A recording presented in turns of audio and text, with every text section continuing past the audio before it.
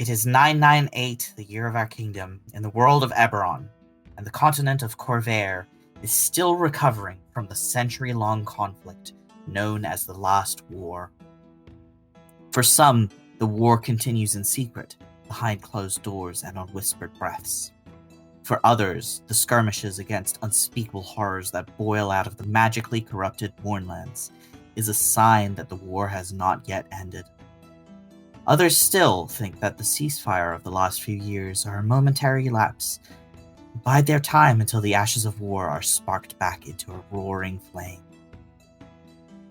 Our story begins far from the battlefields and throne rooms, far from the devastation of the morning, far to the east, upon the seas of the Lazar Principalities, a loose confederation of city-states ruled by pirate princes and self-proclaimed sea barons. The high summer sun beats down on a little sailing ship as she cuts across the waves, the name on her prow emblazoned in shining letters, Ephemeral Chaos.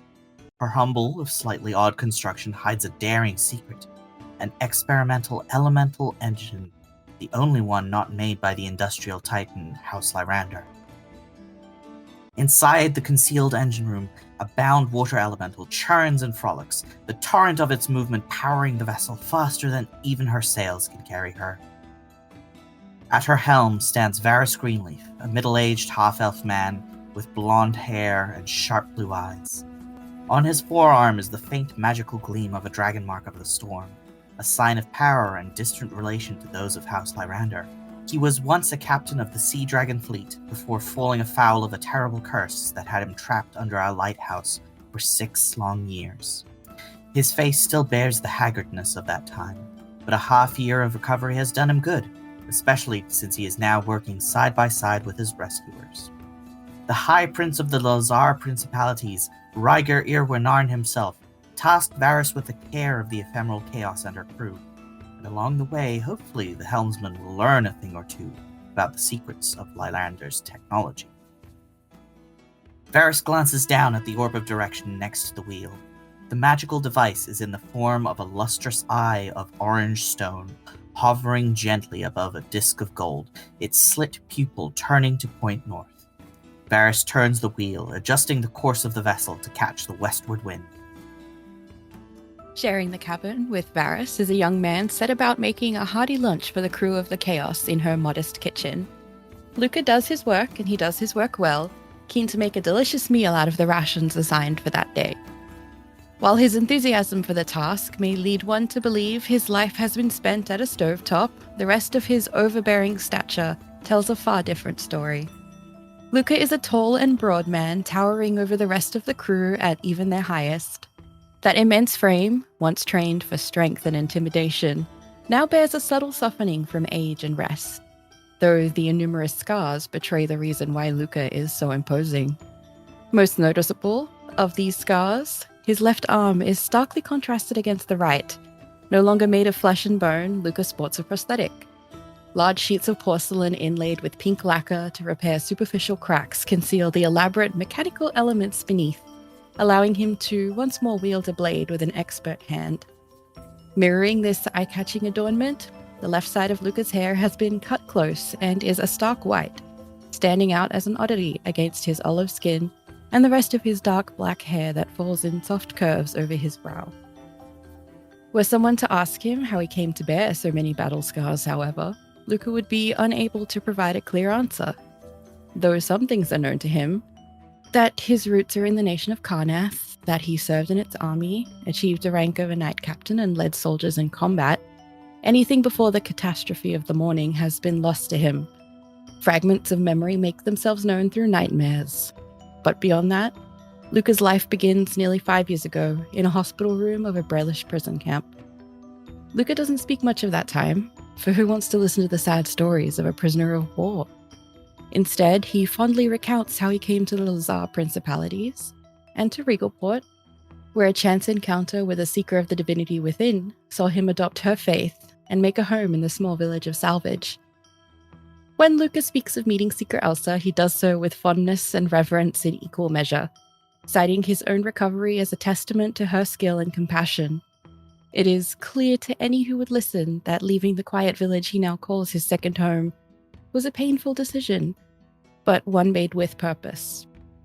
With the encouragement of Elsa and the other seekers he'd grown close to, Luca set on his path forward, to discover his own history and to make amends for the blood spilled by his own hands.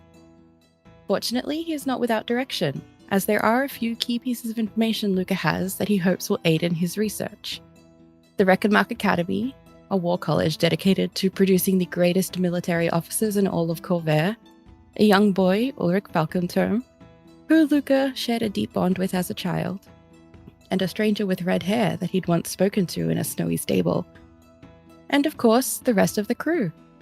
Luca announces loudly that the lunch will be ready soon, his cheerful voice booming across the entirety of the ephemeral chaos. From atop the ship's cabin, N hops down onto the deck with a thunk. They shake out their hands, sore from the arduous task of knot tying, and saunter towards the smell of food. At first glance, N offers the impression of little more than a smart-mouthed human donning a cloak. The ratty slab of fabric succeeds at making them appear rough around the edges, but struggles to add bulk to their otherwise harmlessly petite stature. But if you've fallen for that, then you've fallen for one of their many lies. First of all, N's seemingly harmless person is hidden no less than 10 daggers. During your efforts to locate those covert blades, you'll instead discover a web of dark cracks spreading across their pale skin, down their cheeks and over their arms. Further investigation reveals shark-like teeth and an unusual case of heterochromia. Their left eye is common brown, but their right eye houses a white pupil and glows with an otherworldly purple. The cloak is not there to add bulk, rather to hide that something fierce and strange pushes at the seams of their physical form. Even their appearance as a human is a farce, the thick white ponytail they wear hinting at the open secret that N is in fact a changeling, equipped with multiple personas. A few you're liable to meet are Kai, the logical, emotionless guardian, Audrey, the perky, fearless investigator, and Thale, Thale requires some explaining. Born and raised in the cutthroat tower metropolis of Sharn, N was orphaned at an early age. The silver tongue and penchant for keen observation eventually led them to becoming a spy for the Boromar clan, the most powerful crime family in Sharn. And they were good. Their skills were so highly regarded, they found themselves sent on an espionage mission to gather blackmail from the Snapdragon Theater, a House Fjarlin venue owned by the matriarch's sister, Ilanis Ilaranthi di Fjarlin. But the secrets they uncovered there were more than they bargained for. While working under the guise of a stagehand persona called Thale, they were caught by a man named Sir Edmund Beckett. He was, and is, a member of an Alanis-led cult, known as the Beholders of True Beauty. Its followers watched in sadistic glee as N was subjected to horrific tortures alongside numerous other victims, forced to perform in a brutal play designed to kill. This torture involved N's mind being read and all their dirty little secrets revealed, as well as the surgical removal of their right eye. In the empty socket, something eldritch and alien was planted. To save themselves from a gruesome death, N harnessed the latent abilities of this implanted eyeball and used an explosion of desperate newborn magic to burn the theater to the ground. Mentally broken and confused, a disoriented N fled from Sharn, ultimately deciding to leave their life as a Boromar spy behind. 5 years and many nightmares later, their paranoid wandering led them to Lazar, where they met the others, thanks to a short-sighted plan involving a book on exorcisms and a ship in a bottle. The less said about that, the better. They've since turned over a new leaf, endeavoring to help rather than hinder. They've also started to master the tumultuous magical powers that Eldritch Eyeball grants them, and along the way discovered the eye harbors a degree of sentience. And with that sentience comes a mutual desire to see the beholders of true beauty wiped off the face of Khorvaire. Forming a bond akin to a warlock's pact, N and the Eye have dedicated their united future to hunting down the cult that harmed them, and destroying every aspect of it before it can claim any more victims. Below deck, behind the bench of a workshop table, among their tools and gadgets and books, Willow is tinkering. Just a few months ago, if you'd asked about the arcane tinkerer that lived in Salvage, there wouldn't be much to say. Willow Jenkins was a wild hunt shifter with brown skin and fur, a mess of blonde hair and pointy, wolfish ears. They were rarely seen without their colourful coats and never seen without their tinted circle shades. And for the past few years, they'd been working for Bruno Saltbeard at the dry docks, repairing ships, inventing strange devices, and, outside of that, keeping entirely to themselves, in preparation for a voyage with no clear destination. And then, the others showed up. One by one, the details of Willow's past began to surface, despite their best efforts to keep them buried. After all, one of the places they called home was now the site referred to as the Homelands, and Willow had not mustered the courage to check if their small hometown of Dallybrook had survived the calamity, let alone what might have become of their family. In this small town on the shifting border between Ciri and Dargoon, Willow Cordovan was raised with an older brother named Cedar, until they sought out an education at a House Cannith guild in Ciri.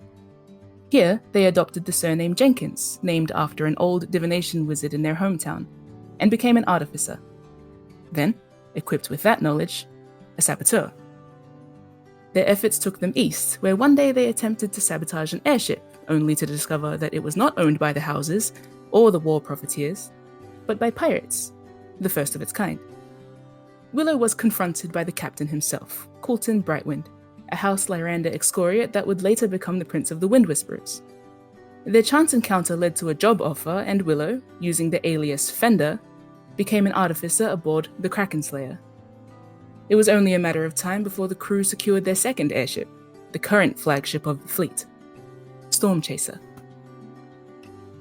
As for how Willow became an enemy of the Wind Whisperers, well, Willow hasn't given away all their secrets, including the attempt made on Colton's life and his subsequent intentions to wage war with House Lyranda.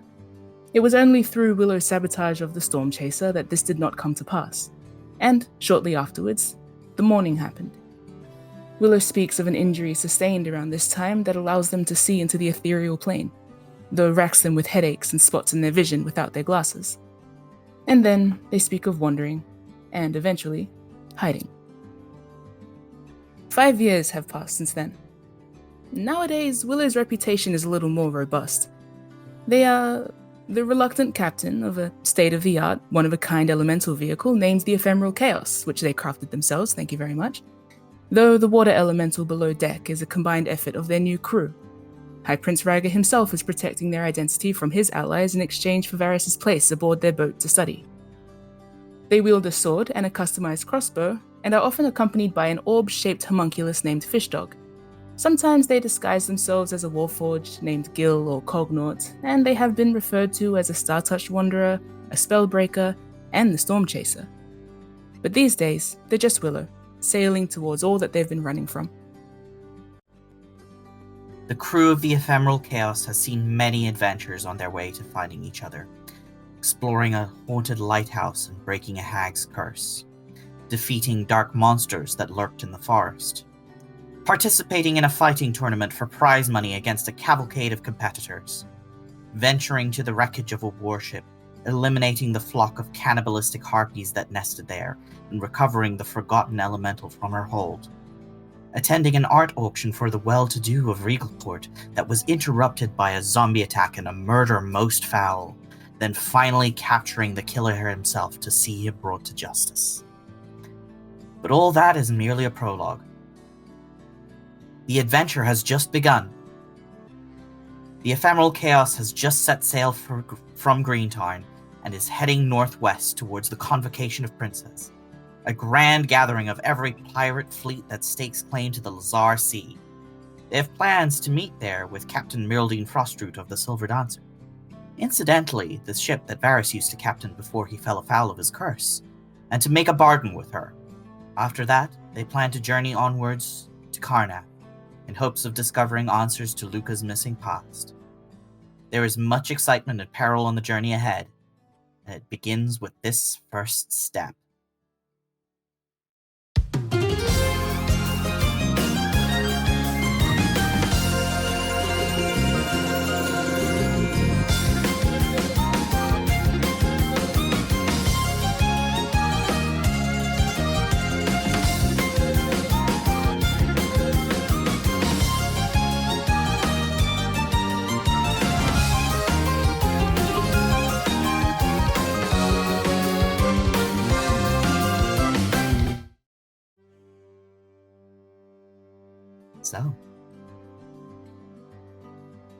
I will now take you to the map.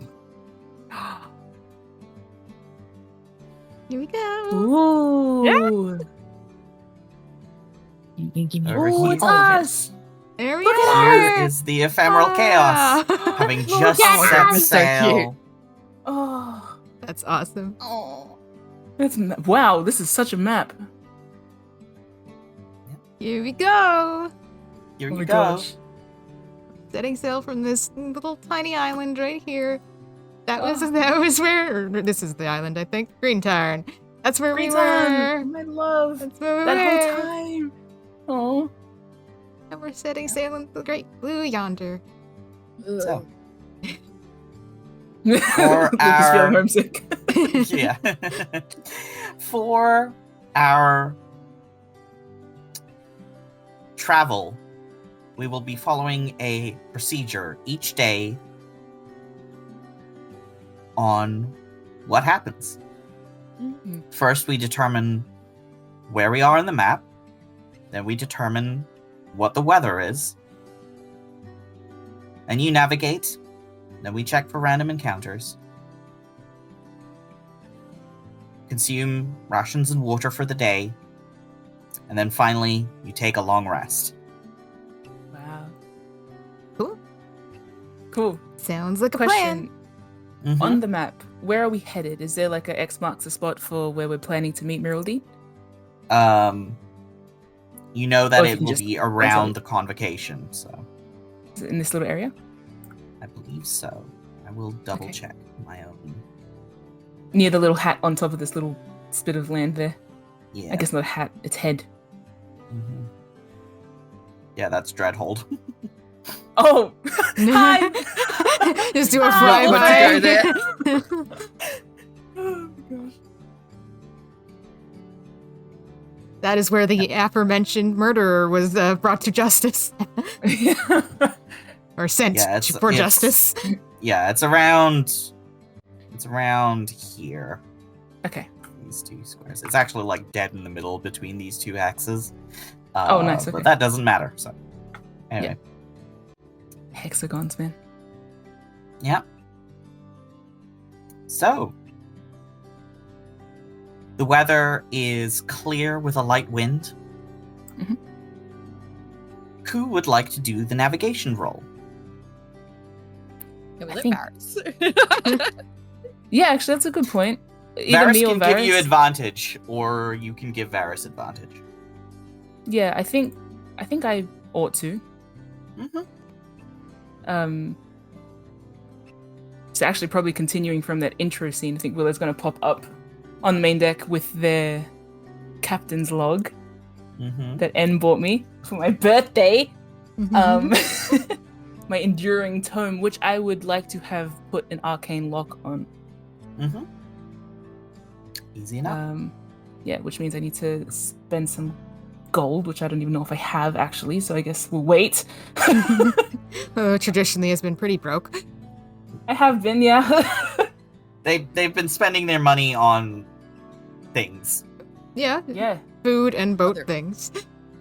Wait, arcane lock requires 25 gold, and I have 10. Do you want some of mine? Honestly, I might end up just borrowing some of yours for now, because Yeah, N wants sure. to put it in the little gold grinder that I have. Yeah, It's like a blender it's really for a gift to gold. me. Willow being like, if you pay me 15 gold, I will I will show you the fun little gadget I You made show that me grinds the- gold into powder. You show me the gold grinder sold. That's worth 25 gold. No, if I can borrow 10. 15. I can give you the whole 25. Like I don't want the whole 25. Okay. Yes, you can. As have we can 15. see, Willow has some pride. And empty pockets, as it were. Wait, no, I can take it from the Damon Fund. You can. Yeah. Okay, so the Damon Fund being the little Little. bank account thingy. Oh no, but it's platinum. Ugh, never mind. You could get change. I can exchange some platinum for you if Ah, you'd like. so true. I have cash. Okay, I'm gonna take some out of the Damon Fund. It's important. Yep. For those who don't know, Damon has employed us, and you'll probably hear more about that later. but he's also left Yeah. us with money to assist in our travels. And this is for our travels. This is for our travels. If people look in our captain's log and see all of our secrets, then we're stuffed. I'm writing secrets in there. Exactly. So yeah, I'm going to take. that. I am. I'm going to take 2 platinums out of the Damon Fund, and spend 5 gold of my own. 2 platinums, Damon Fund, 5 gold of Willow's, and This is all preamble to say I have an arcane lock on my book now. Yeah, I was gonna say that's not even related to what we're doing. It is. It's related because I have to return it to its station next to Varys. Ah, cool. It's password locked rather than being person locked. So I'll tell you the Oh, it's like password later. one of those Yeah. old school Dear diaries for diary. girls. Yeah, the Yeah. plastic ones. The little voice automated ones with the robot covers that don't work. Yup. Yep. Yeah, basically Willow's made one of those. So with a fancy new lock, I'm popping up next to Varys. Tapping him on the shoulder, asking how it's looking. Weather's fine today. Hmm. We should make good time. If you'd like to chart our course. Sure. So, if you have proficiency with navigator's tools, then it would be either intelligence or wisdom check, or if you don't, then it is a survival check. I have no such tools. I could make those tools if I had given an hour to that. Can't I? Make the right tools for the job? Is that Are a thing you- I can do? Are you proficient in them? Oh, I can't be proficient in them. Fine. So survival check Yes, please. with advantage from Varys? Yes. Yes. Sure, evil. Wow. Good start. Well, That's a Well, 12. it's a beautiful day. The DC is 10. oh, thank goodness. Thanks for the advantage, Varys. That nat 1 is haunting me. Yeah. We is almost got not a a nat good 1 start. at the start of our. we approach Greentown again like, wait. I think, We're looking at the compass like, huh. I think it's busted. Oh no, the map is upside down. Varys takes the map out of your hand and turns it over.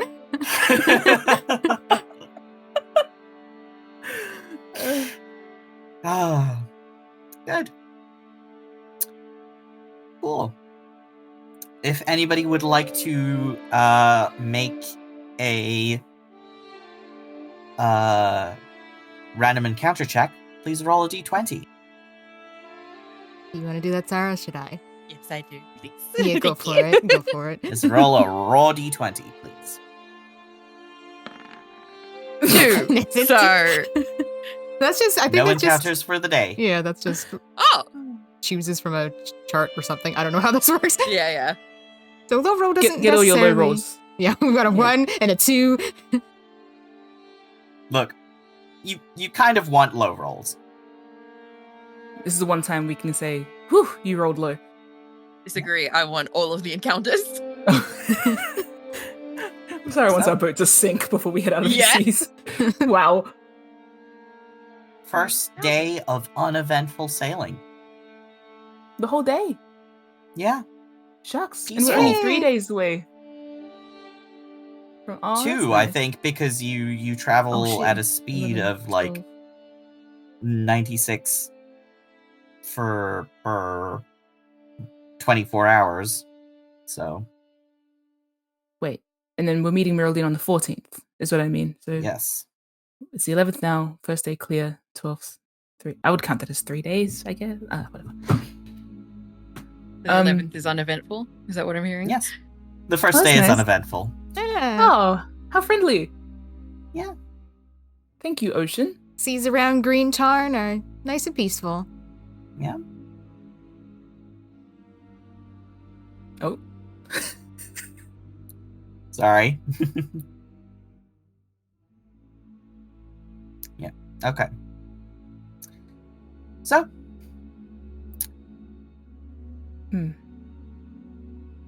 Wow, that's nice. aside from attending to the ship and its sails, which luckily for you all is relatively easy today, there's not much else to be done.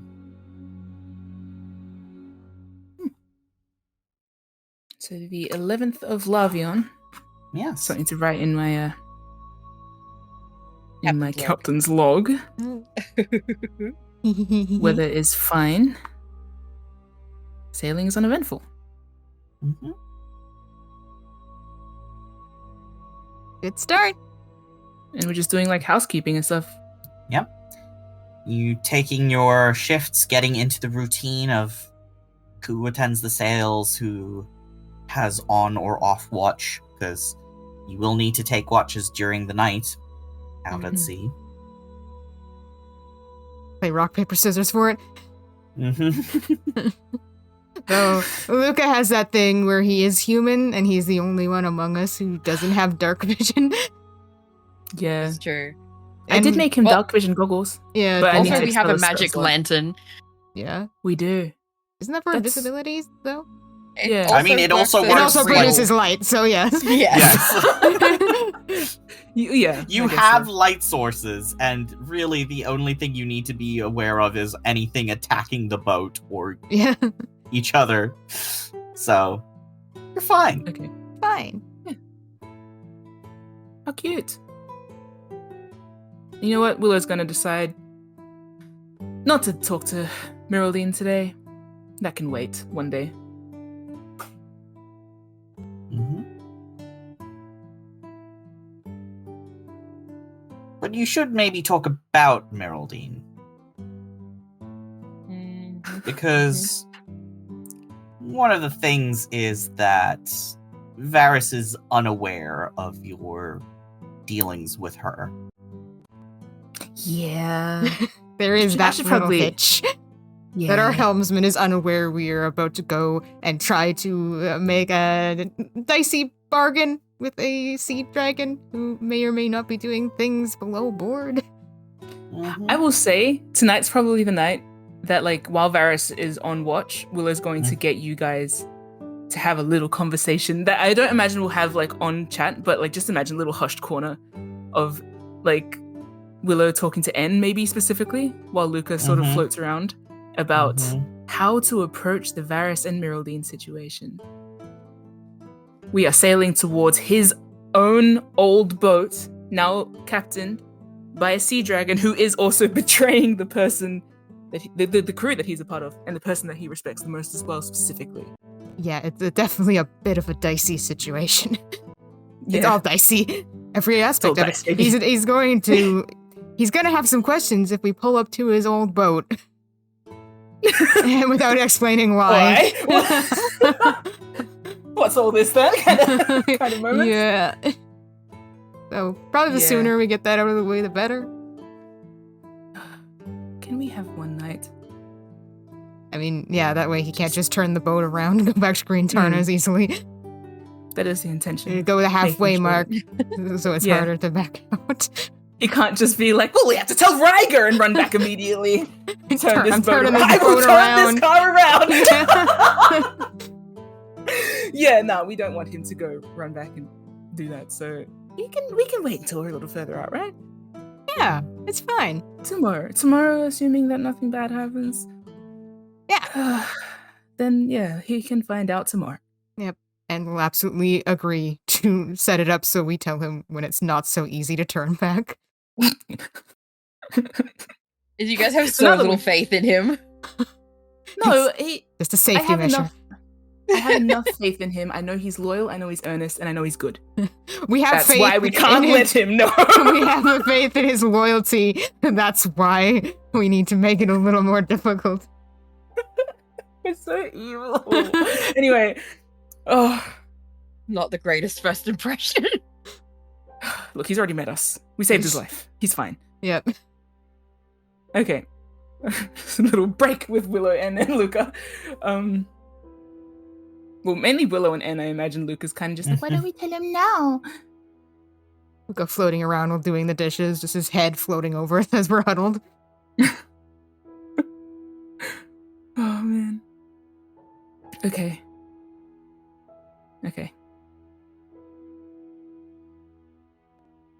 So, So, yeah, I think we decided we'll tell him later, Nothing not right tonight. now. Yeah. We're going to enjoy the basking vibes of tonight. Then Luca can make us some nice food and we can enjoy the crew.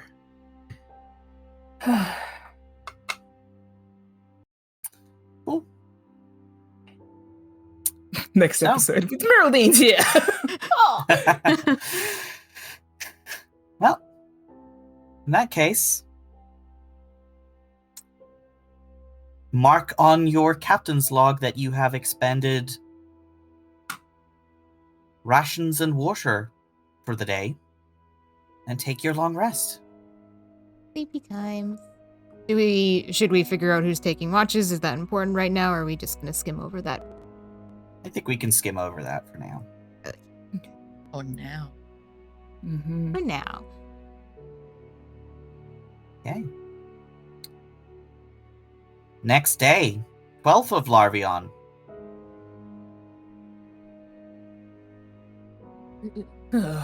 You are not lost. Do we know which tax you are in? Good start. I will now roll for weather. Or if somebody wants to, they can roll a d20 for weather. Anne hasn't rolled something yet. Sure, I'll roll a d20 for weather.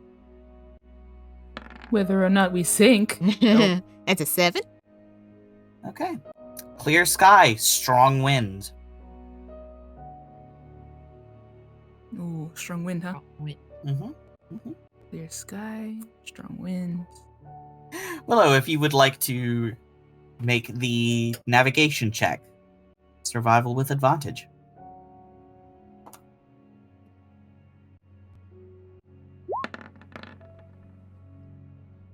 Wow. That's the second one. Nice. Excellent. Just the Oh, Willow yeah, style. right. We're just starting with the usual Willow. When Willow has advantage, this is a thing that has happened so many times. When Willow has advantage, it's always something else against a nat 1. I am always thinly escaping my own demise. Seems appropriate. Uh-huh. Yep. So. Luca, if you could roll twice for random encounters today. Ooh. So, roll 2 d20s, please. Oh, 4 and a 15. Ooh. Okay. In that case, as you are traveling along today, you spot a distant ship heading towards the same direction as you.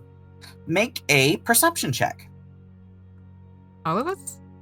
Can I have an advantage? Whoever with wants my to. spyglass? Yeah. Whoever's out on deck with me can also look.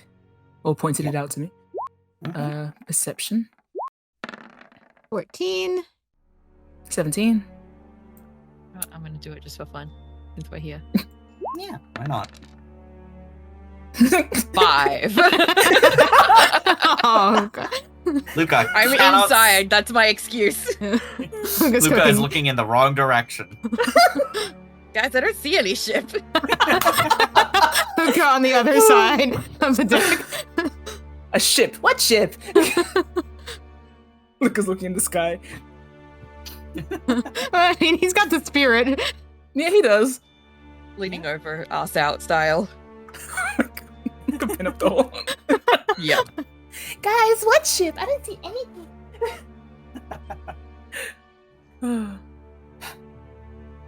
But you do spot another sea dragon ship. Not one that you have maybe seen recently. She seems to be heading from the south to the north. So it's probably one of the trade ships Okay. that belongs to the sea dragons. I feel like Will be Willow it. gets that. That will be attending the convocation. Ah, okay. So we Willow probably gets shouldn't that shoot them down. No, we should not. Also, Willow gets that startle of like, oh shit, sea dragons, and then it's like, wait a minute, we are flying a sea dragon flag, aren't we? Or at least we should be. Maybe this is our reminder to be flying that flag. We got it up? Would Might you as like well. to? Would you like to signal to the ship that you're allies? I think it's probably a good Yeah, idea. might as well. Yeah. There's no. I mean, Yeah. we paid for the flag to have the sea dragon protection. We might as well use it on our own sea dragons, quote unquote. Yeah, I think this encounter might be the thing that prompts Willow to be like, "Oh my gosh, yeah, we're flying under their flag for this." So, cut to us trying to quickly prop that Ramble. Yeah. up so they know. Yeah. Do you assign somebody to do it specifically, or is it just like all of you do that? I mean, whoever knows how to, can we roll? En was, for like, who, up who in knows the- how to do this? You should all know how to do this, as Okay. on account of you guys are sailing together. Yeah, I was kind of Okay. imagining En and Willow do it. Yeah. Okay. I'll give Luca my spyglass so that he can have a look of his own. Oh, shit. Can you roll with advantage to see if you even see it? If you're looking again in the wrong Yeah. direction, holding it backwards. Now that it's been It's so pointed small. out, it's fine. The cap is on. Guys, I don't see it. The cap is on and it's backwards. Luca plays it like a little flute. Oh no. Okay, so do we have to roll anything to get this flag up? No, I think if it's slow, you're not in peril. Yeah. Yet.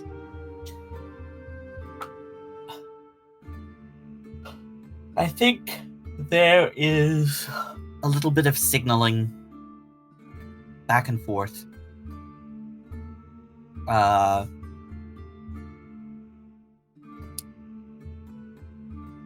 Do you overtake the ship, or do you choose to sail at a slower pace and let them go ahead? Oh, we'll let them go ahead. Hey, they're a bigger ship. It's like a truck on the Yeah. highway, right?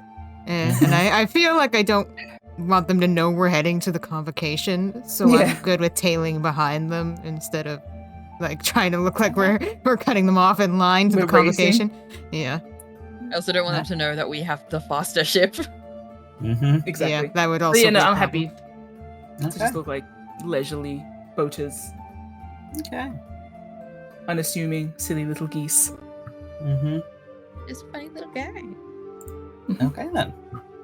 Yeah. You let the other ship sail ahead of you, and with this brief encounter, the rest of the day is uneventful. The wind is nice and strong, you're making good headway. Even at a reduced pace, you still are only, I would say, a day away Shit. from arriving in the general area of the convocation.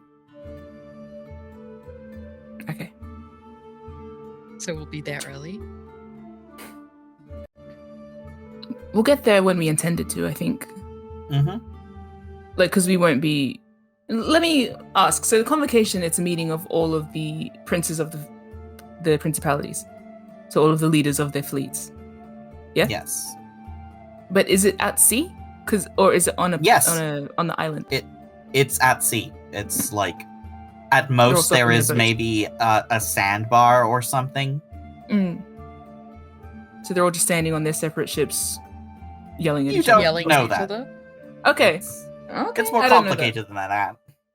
Oh, okay. Have you ever attended a convocation? I don't think you have, because the last one was like just before Thronehold. Yeah, no, So- doubtful. I was otherwise engaged. Yep. I think we all were. And- sorry, all of us being like just before Thronehold, like horrible situations. We really. just have 1,000-yard stares for a moment. All three of us. The Treaty of Thronehold was 994, I believe. Yeah. And now we're 998. No, it was 996. 994 was the morning. 996. Ah, right, sorry. For some reason, that's captivated my mind. Also, Ryga said something about, like, it's been a while since a convocation of this, blah, blah, blah. That's not how he talks, but... Okay, so the convocation, we can probably expect, like, a bit of sea traffic then while people come in, like, us, like, on time. Mm-hmm. But at least the Storm Chaser shouldn't be here because it's back in Regalport on Greenton. No, they left ahead of you. Oh. Beg your pardon? Oh no. I thought that they were staying back there. Sorry, Mickey Mouse has entered the chat. What do you mean that he's left ahead of us? That means they're ahead of us, so they can't sneak up on us. I guess. We look totally unremarkable from the outside. As long as you're not on deck, we're fine. Stuffs Willow back into the closet. No ship Okay, is no, here. no worries. Good to know, because I kind of thought that the World Singers and the Wind Whisperers were going to be at Regalport for like a day or two at least. Oh, it has been a day or two. Oh, anyway. Just okay, block it all cool. out. Yeah, no worries. No worries, bro. Also, they travel faster than me. Yep, They're an airship. exactly. Anyway, it's getting closer to the time where we have to tell Varys. You might Am I want to do gonna that say- today. We 'Cause you should were- tell him now. Yeah. I think Willow's fiddling with their sending stone so that people know. Willow broke into Miraldine's ship upon suspecting her of being a traitor and left a sending stone in her captain's quarters so that they could correspond.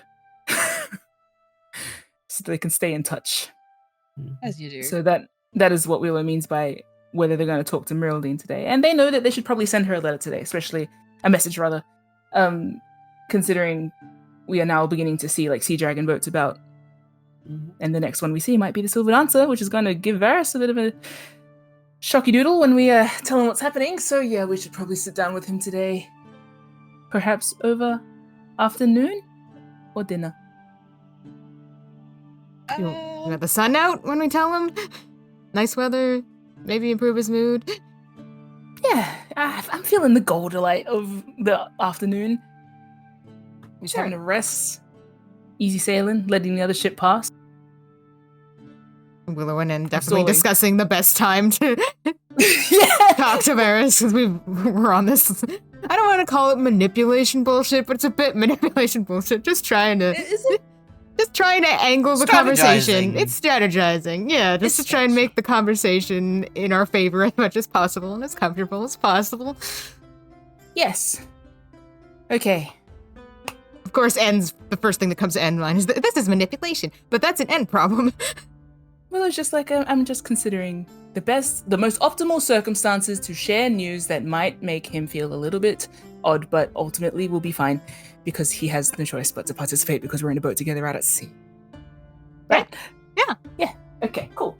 Excellent. All right. Willow's going to clap N on the shoulder and then announce that we should have tea while the seas are clear and the winds are fine. Strong winds, but I think we're traveling fine by that merit. Drop Just in anchor. a straight line. I don't think we Yeah. should we drop anchor? You I can. don't know. Look at just saying stuff. Yeah. Boat terms, What's boat terms. Don't you drop anchor Um, when no one's there to steer the ship? Yeah, Not we could coast necessarily. depending on how fast we're going. Oh. Considering that the winds are strong Winds. and you want to let the other ship pass ahead, it's fine to drop anchor for a little Oh bit. yeah. Yeah, you were right, Luca. We will drop anchor so that the other ship can overtake us. That's right. And while Varys is having a sit-down break. Fine work, Mr. Greenleaf. The weather's been very kind lately. Bodes well. It's a good omen. Hmm. Yeah, 2 days out, no trouble. Willow's giving Luca the get the tea on. We have conversations to be had. Look. Luca makes tea. Cut to us all sitting there with like tea and food.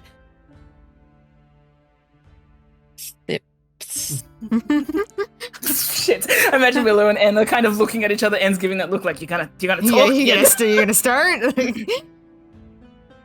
Your plan. Question to Zeke: where does Varys think we're going? He thinks you're heading north to eventually get to Karnath. Which isn't incorrect. There's just a step in between. Yeah.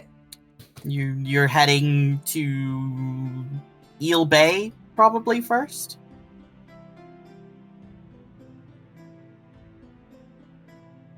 Willem, As your sort of next port of call.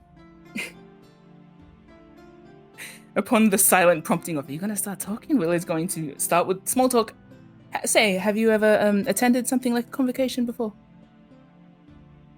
Oh, not since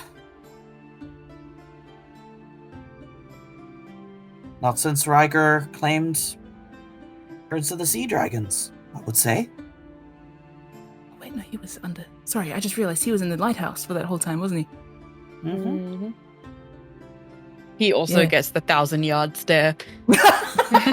It's just, we're just the 1,000-yard stare crew. Shit was fucked up for us around the time of the treaty. Yeah. That's right. I forgot he popped out being like, Riker's prince now?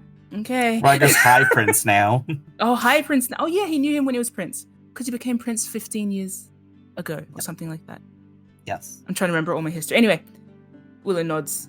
Nods. Right, yeah, well. We're going there now, actually. Oh, are you planning on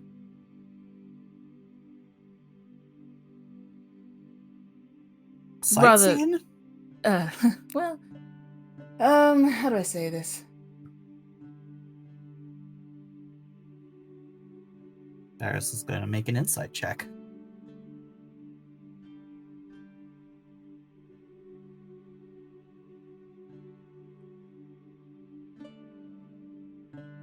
A pretty good insight Lord. check. It's a I can't 21. roll higher than that. What does he see? He can see that Willow is clearly avoiding telling him something. And is trying to figure out a good entry point to tell him something that might bother him. Something suspicious. A scheme that they are up to. Varys furrows his brow. Is there something I should know? Yeah. I think now Willow's going to pull something out of their pocket. It is encased in a leather tube. It's a scroll. And once they unfurl on the table, Varys will be able to see that it's a map. Specifically, Lazar's map, which we found in the barrow back in Salvage. It's a map, not by Lazar herself, but by people who were hunting for Lazar's treasure 600 years ago. And it is a map to the island of Trubasinara, specifically for safe passage through the many very treacherous reefs around that island. Thank you. That one. Where did you find this? Salvage. He sort of gives you a look like, this was in salvage? Well, yeah, salvage. So technically kind of salvage. Willie looks to Luca. Waves his hand. It wasn't in the village itself. We kind of found it when we were on a monster hunt in the woods outside of Salvage. Same place we found your pipe. Oh. Huh.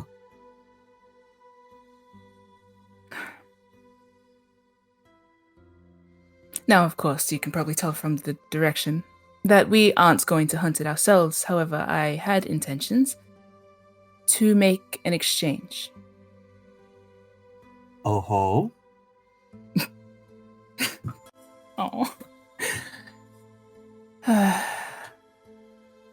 Do you remember when I asked you about traders in pirate fleets?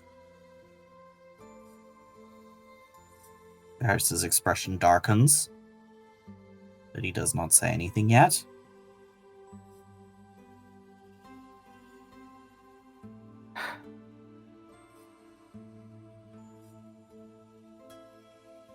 I have proof that Miraldine is a traitor. What? So what do you intend to do about that?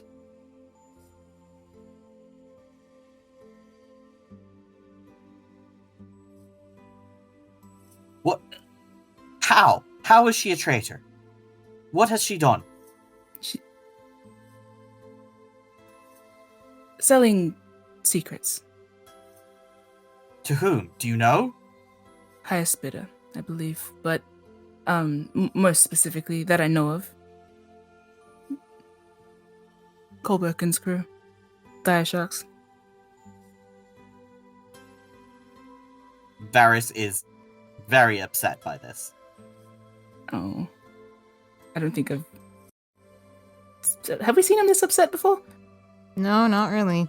I don't think you've seen him angry before. Oh.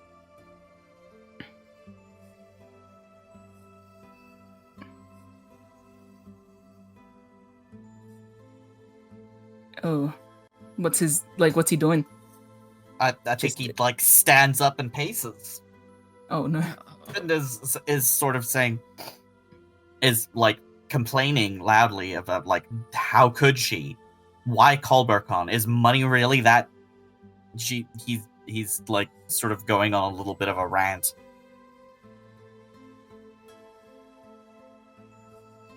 Willer's going to let him do that because the next, I think they've just kind of clicked as they're talking how much the next bit is going to, it's going to be a hard sell. And is sitting here just waiting to be called upon if you want assistance, but they're not cutting in right now. They're kind of letting Willow take the helm until otherwise directed. Wondering if I know calm emotions yet. Don't worry about it. Let him feel it. It's I okay. do. He can. That spell gives Willow the heebie-jeebies a bit. I know that it shouldn't, but it's okay. Willow's just watching him for a bit, letting him pace it out, ask whatever questions he wants. How long have you known?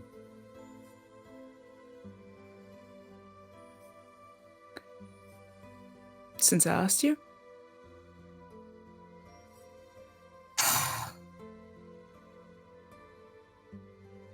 Which, for Meta was what? A month ago? Yeah. Or, well, Thereabouts? several weeks. Several weeks, definitely. I don't think you had evidence at that time. You got the evidence after. Yeah. Yeah. I had very strong suspicions. Yeah. Yeah. Yeah, true. Evidence was later, but I think with how he's asking, it's kind of reasonably I could have told him back then I have suspicions of this and then investigate it, I had enough basis, but I didn't. So. Yep. Yeah. Willow sure does not sell themselves very well. Yeah.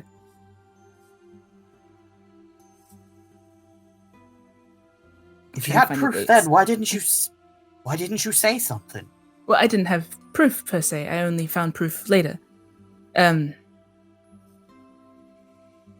have been speaking with her. I broke onto her ship, and I left a sending stone with her.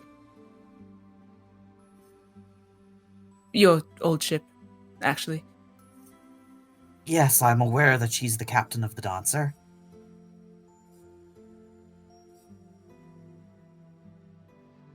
And? Have you been blackmailing her or something?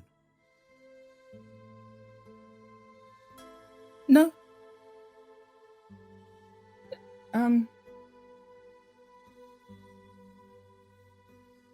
More a negotiation.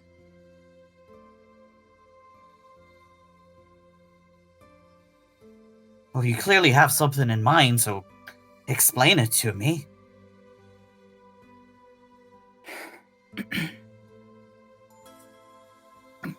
Willow's gonna quickly look at and are they happy for me to keep trying to explain it, even though Willow's clearly a bit... Yeah, and is also looking at Willow do you want to pass the baton? They were hesitant to speak up there, but they're just waiting for cues. Yeah, no, actually, N can probably talk a little bit about it. Willow probably feels a bit uncomfortable with saying it out loud. They now feel like a bit of an asshole, They know what their reasons are, but they're just not very good at articulating them. So maybe N can take the wheel for a sec while Willow kind of gathers their thoughts. Yeah. Oh, as you said earlier, Varys, money does seem to be a high priority to Meraldine. And on that front, it doesn't seem out of the question that we can swing her back to our side without having to cause big explosive damage to the sea dragons. And that's where this map comes in. We're essentially planning to make the sea dragons the most appealing option to her, so she will have no reason to even fathom ever going against Ryger again. Because what she's interested in is money and herself. And we can work with that and make the sea dragons something that she will not want to betray. Because we know her motives. Make a persuasion check. I will say you have advantage because Varys is already very warm towards you all. Okay. Hmm. Oh my god! Oh, That's a my nat 20 God. against a nat 1! Thank you, N. I see. Varys sort of sighs and deflates and considers this. 'Tis easier to bring a traitor in. She's likely to do less damage that way. Exactly, and she has an investment in Tarek Alham's well-being, and his new home is in Regalport. So that is more leverage in our favor, as long as we can convince her that what she's doing will not work in her favor.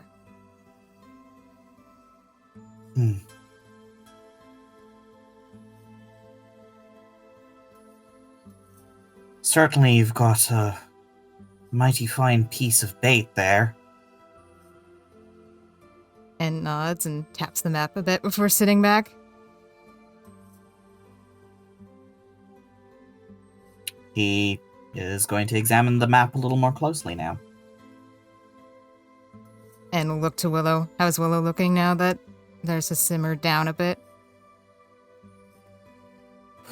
They kind of started recoiling a bit when he got angry, and they kind of realized they couldn't talk their way out of it, because everything they could think to say would only make it worse. But they are kind of relieved to see him settling, and I think give N a bit like of a grateful nod, mustering up their nerve to speak again. You make the plan sound good, Thanks. actually. Yeah, because like Willow knows it's good because they're confident in it. They wouldn't be taking this gamble if it weren't. But like expressing that to another person, however. Yeah, It's hard. Willow was not blessed with the gift of the gab. That's why I'm here. Mm. I'm the face of the group. I have multiple faces for that task. Anyway, proceed. Look, everybody has their job. Mm. And N's job is to... Ryger called me the negotiator, and here I am. Mm. Yeah. Negotiating. Yep. What's Varys making of the map? Let's have him study it. He's proficient with this. Is he? Yeah. Good man. Maybe that's why he's steering the boat.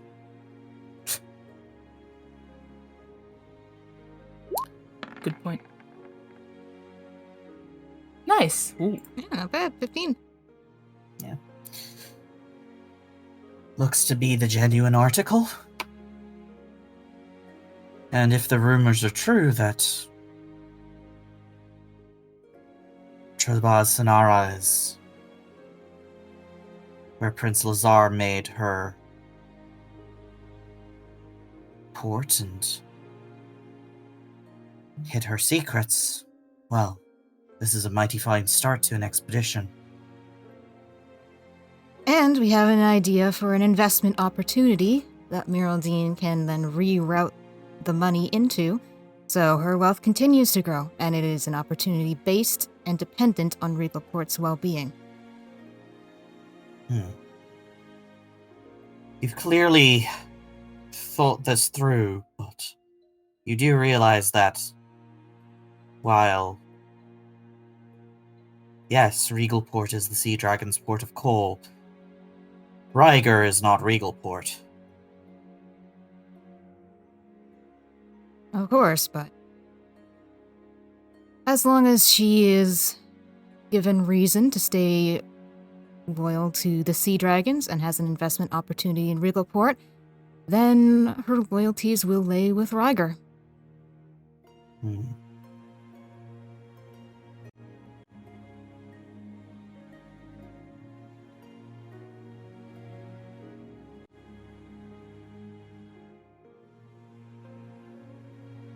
We are aware this is a gamble, but we'd all prefer to go the route of trying to make sure this ends without any bloodshed or loss, if we can. Aris nods. Well, I can get behind that. So, what's the plan at large? Toss that one back to Willow. Yeah, Willow takes it. Willow hearing that he can get behind it is like a big freaking load off their shoulders. They do still seem a little guilty about talking. I was going to say earlier they looked at Luca regarding the investment plan, which Luca would know by now, is kind of building up the hospital in Regalport to have a focused study on resurrection specifically, after Miraldine kind of captained the resurrection of her boyfriend last arc. Last season even. Which is a big expensive ordeal, but that's the plan. Anyway, that's the background of the investment thing that we're talking about. Luca would know about that. How does Luca feel about that, by the way? If I may ask. We'll glance at him. Right now, more focused on Varys. Oh, no, in general, I guess. Because, like, Willow sort of looks to Luca with that thing because he was the one who talked to them, and kind of him and Elsa kind of eased their mind about the whole idea of resurrection to begin with. The idea of making it more accessible can only be a positive thing. Okay. So, with the team on my side and Varys now on board, Willow's probably going to muster up the courage to speak again.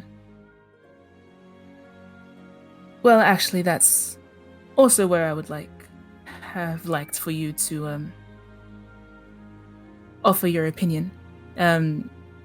Thus far, the plan is to meet her the day before the convocation, to make an exchange, and to hold her to the idea of finding whatever treasures may be associated with this map, whether it's selling them or finding them herself, especially with Ryger's recent announcement about finding Lazar's treasure or her sword. I'm sure will be tempting for a lot of people to pay a lot of money towards.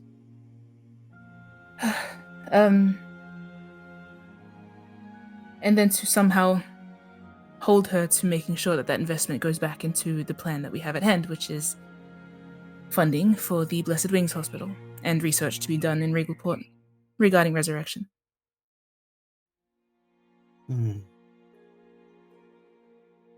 It's a complicated plan you have there. How do you plan on keeping her to her word? Willow kind of looks flatly at En, like this is the question that we kept circling. We have everything written down. Honestly, with Varys saying like it's complicated, Willow's probably going to end up pulling out like a little book where they've sort of written down the main notes for it. Which kind of includes this web of like using Tarek's public, what's the word? So Tarek's a very famous, like he's like a local celebrity, yeah? Yeah. Also Meryldine's boyfriend. Yeah, he's renowned. He's got like star status. He was murdered in a big way last month and then brought back.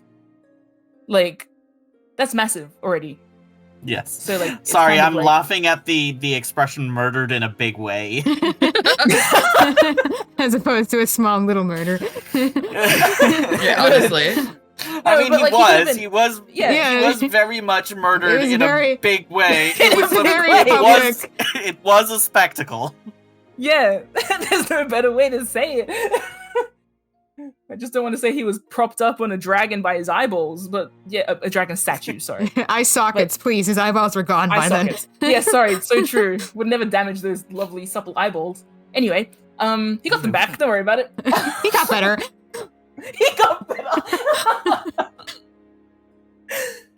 Anyway, so it's kind of notes about, like, and I think Willow will kind of show it to Varys. There's notes about Tarek's reputation tying in with Myraldine's reputation, tying in with the Sea Dragon's reputation. There's also the bond with House Thurani, which is the theater house, and the head diva who wanted to help pay for the resurrection anyway, Lydia, and like pulling her into it. And there's this kind of like web of Regalport related networks that like one would hope keeps this happening. However, Willow will mention the main hurdle that we've found ourselves at is keeping her honest. I don't trust her to stick to a contract, evidently. She is not moved by loyalty. She is, however, motivated by Tarek, at least, though I wouldn't put all my eggs in that basket either. So,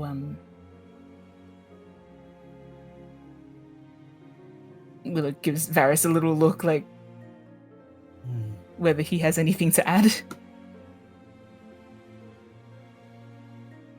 Oh, though Willow will mention, I did have intentions to make, for example, Tarek co-sign this contract, not necessarily the part where she stops selling secrets, because that would, of course, reveal her to Tarek to be a traitor. If he doesn't know already, I doubt it. But I suppose I don't know that yet. He could be an accomplice. Somehow feel that Mr. Elham has a little more integrity. That's my thinking. I just don't want to assume I don't know him. Nevertheless, the intention was to perhaps meet her in private first, not agree to arrange or hand her the map until she has Tarek agree to it and the wider scope of the plans, organize some sort of percentage that she takes versus what she reinvests. And then use him to hold her accountable. It's... Willow shakes, like, gives a little so-so hand. I would like your input, if you have it. I'll need some time to think on this for a bit, I think.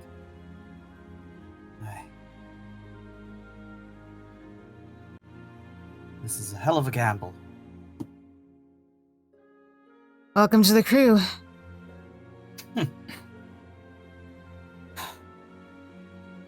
Well, If you have any concerns, please feel free to raise them. Rather, please feel free to raise your concerns.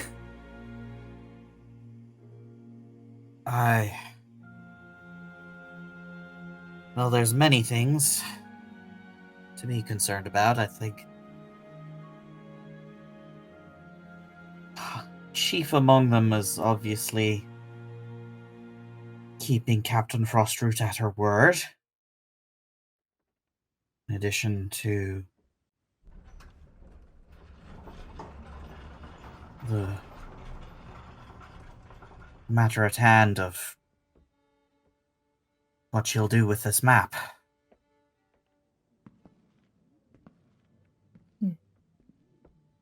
This gamble only works if you can predict her move accurately. Well, one way we can do that is very much impose upon her what happens if she strays from our trail, and how that will not be an opportune situation for her to enter.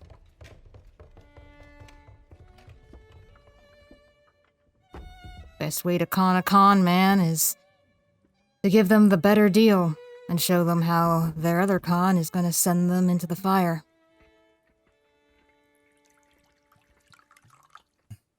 Suppose I don't have much experience on that end. It's like same. Honest boys over here being like, I just tell the truth. Varys was a spy. Yeah. Oh, but like, even so, it was very like, it wasn't like a lying that much. Mhm. It was just twisting the truth enough. Yeah. And one thing, he has always been loyal to Ryga, like undyingly loyal to Ryga. Whoops. Not whoops, that's the whole point. Mm-hmm. God, his soggy little tone has really ripped all of the words out of my brain. So let's think. One of her known connections is Khorvaire, Dire Sharks. He will most certainly be there at the convocation. Yes. What's to say that she won't be strong-armed by Khorvaire into this further betrayal? I've been close enough to Meraldine to tell she's not going to get strong-armed by anyone, which is why we're not going to try and threaten her or strong-arm her. We're just going to show her the better path. And something tells me Khorvaire is not going to be able to match what Ryger can give her. I wouldn't be so sure. What do we know about Khorvaire? What could he offer her, in your experience, that would... Anybody would like to make a history check? I feel like Willow has maybe advantage on this, being a local. Yeah, I'm gonna do it for the funsies. Dirty 20 for Willow? Oh, a 10. Not the worst. That's all right. Not bad for your -1 on the history.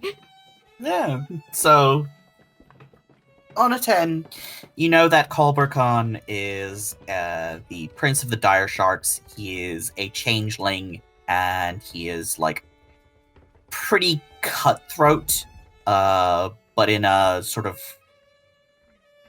businessy way. Though obviously he has cutthroats in the past. Cutthroat. Figuratively, right? Figuratively, right? Well, Pulls my collar. both. Like a cartoon character. Ooh.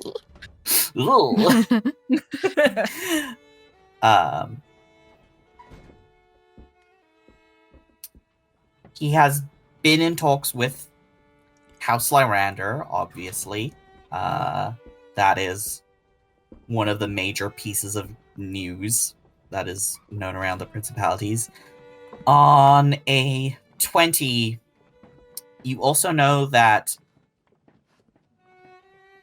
it is very likely that Khorvaire has been making connections to the Blood Sails and to the Emerald Claw.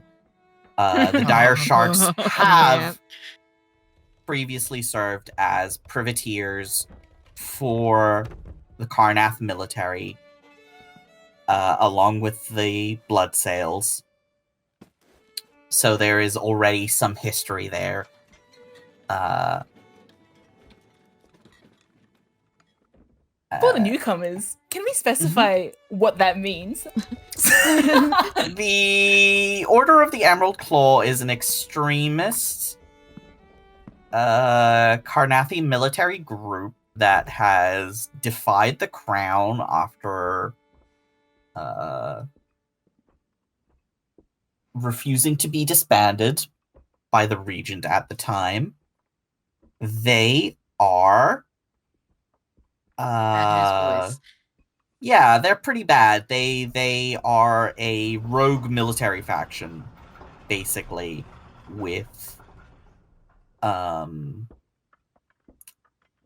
Zombies. grander goals. They also make extensive use of necromancy and the undead.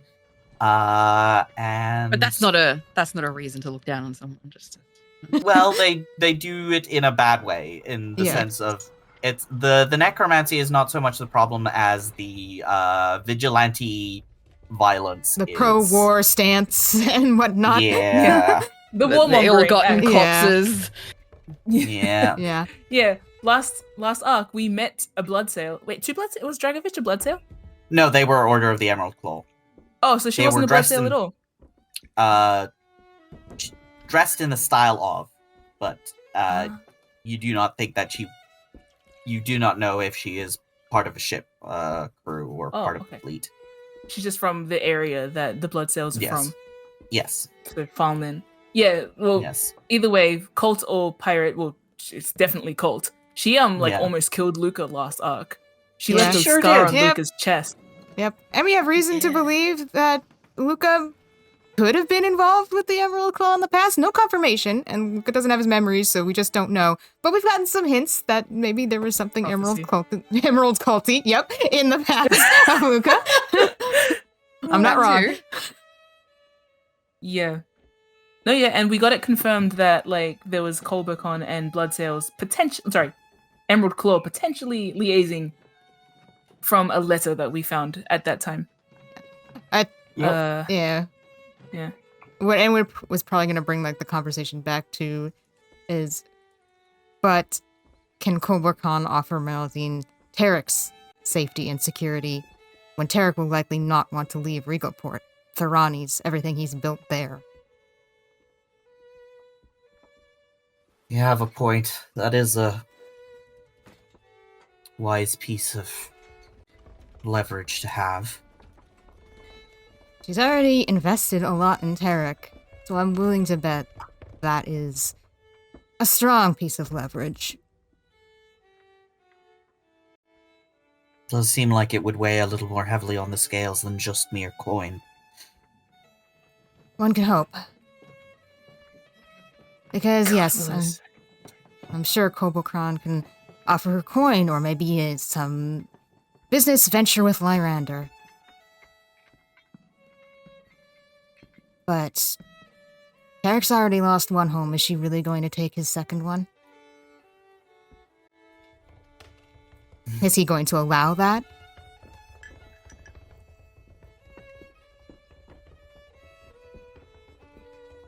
I don't know enough about their relationship to say one way or another. I'm afraid I don't know much about them as people to say one way or another. Honestly... But you clearly have done your research on it. I've been watching her while we've been planning this whole thing, getting a read on the kind of person she is. She also had some involvement in that murder case we were investigating, so I had some contact. I would not be surprised. Yeah, I had some contact with her there too, so I've had some time to kind of figure out what kind of woman she is.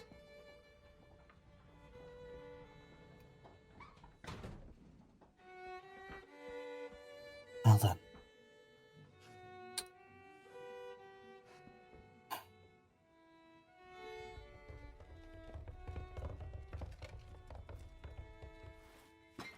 What you say is true, then. Seems you've reasonably planned for as much as you can. Yeah, the problem comes with her untouchable attitude. Trying to convince her of the possibility that anything she does might end in failure for her has proven difficult. Well, one doesn't become pirate captain by being meek. No, certainly not, but one doesn't become pirate captain by being a fool either. You'd be surprised. Oh, I mean, I'd hope not for long. The ship would be sunk at some point, or there's that mutiny thing, right? Like, throw the captain overboard in the middle of the sea.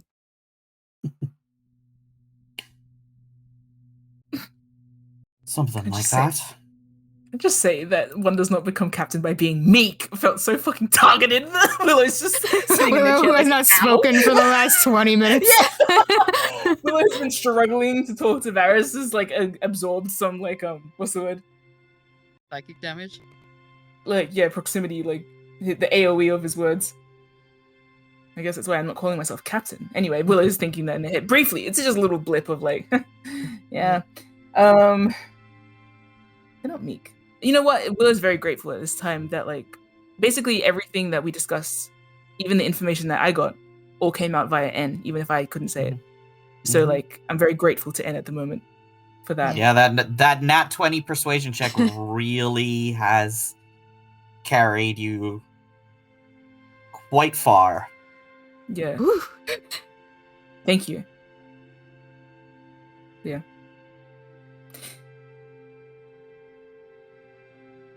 Anyway, this seems like something we should all think on, exactly how we can keep her honest, because none of us have a clear idea.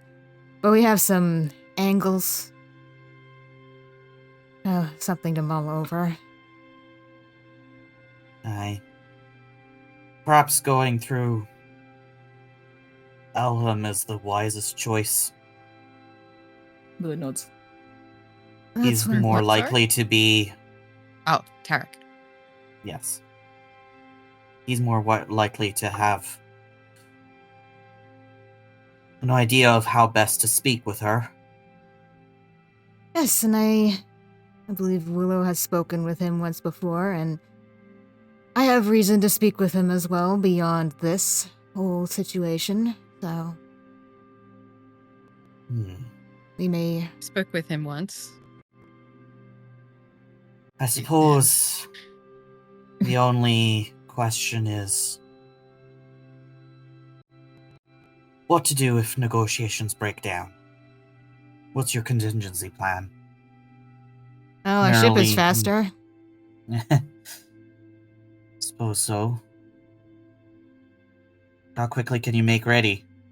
Suppose we should practice that. Some drills couldn't hurt. You're a ways away from being able seamen yet.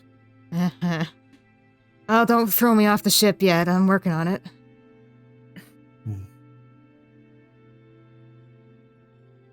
Willow, did you have any particular contingencies in mind?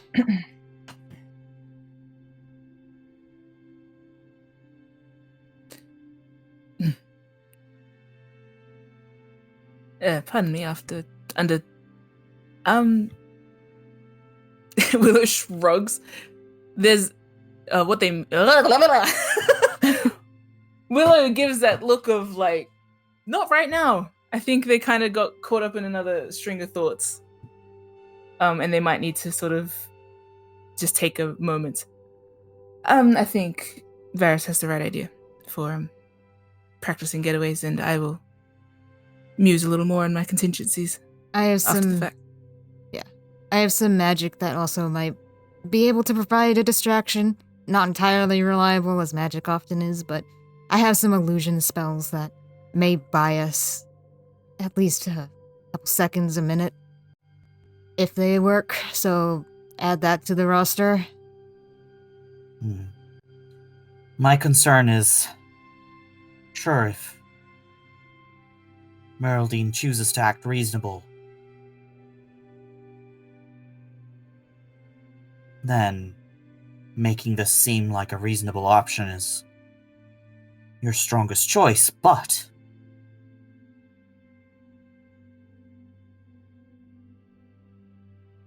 people are not always reasonable. She's unreasonable, she doesn't get the money, she doesn't get the deal.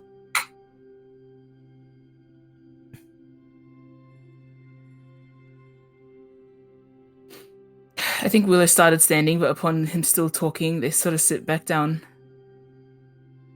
Willow's probably going to mention now as well.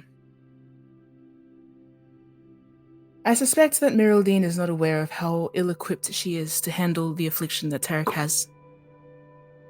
I believe she has a physician aboard. He's not going to know what to do with Tarek's specific... They, rather, are not going to know what to do with Tarek's specific ailments. We have multiple angles, though they do all bank on Tarek, and they are highly emotional to consider.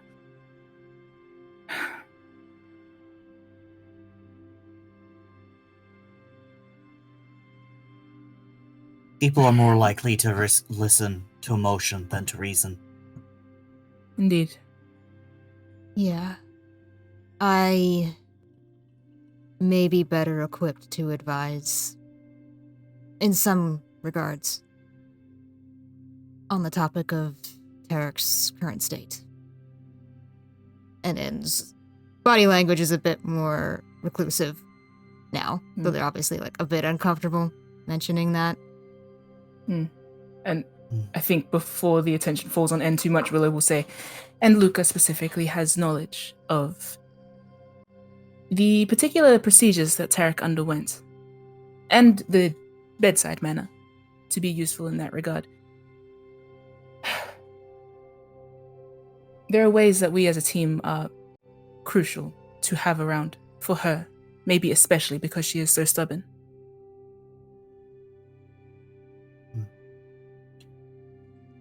Well then. Suppose the only thing I can do is make sure that if worst comes to worst, we can make a clean escape. And certainly the fact that we'll be handling this at the convocation makes some things easier for us. She'll be unlikely to want to cause a scene in front of all of the sea dragons. Considering Should be well outnumbered. Yes, considering you're here and we're in the pretty good books with Ryger, I think it will be a matter of us versus her. If she decides to act up, It will be as good as telling on herself if she fires at us in these circumstances. Besides, Willow gestures to sort of echo what En said. You're here. Worst case scenario, I'll rig up her ship and sink it, Willow says. Varys gives you a look like, huh? What's that? He's taken aback by it. He's like, that's that's a plan. Willow, while saying it lightly, is not joking, but I don't know if he can pick that.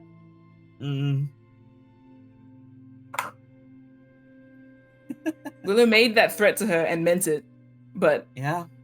yeah. This is the first Varys is hearing of it. Oh, You specifically avoided saying that you threatened to sink the Silver Dancer because it's Varys' old ship. this is why I'm talking. Oh. Yeah. Willow says it and then kind of like flinches and looks at Varys. What face is he making? Shock? Kidding. Well, I'm let's hope joking. it doesn't- That's a joke. Well, if it comes to it, then I can't. We shouldn't be doing that, though. We would not be doing that. Not to your old ship, let alone to all the people aboard. Don't worry about it. It'd be causing a scene, and we'd rather not It'd be cause a physically scene. causing a scene. Yes. No, of course. Mm. You asked for contingencies. Well, Willow gestures at themselves.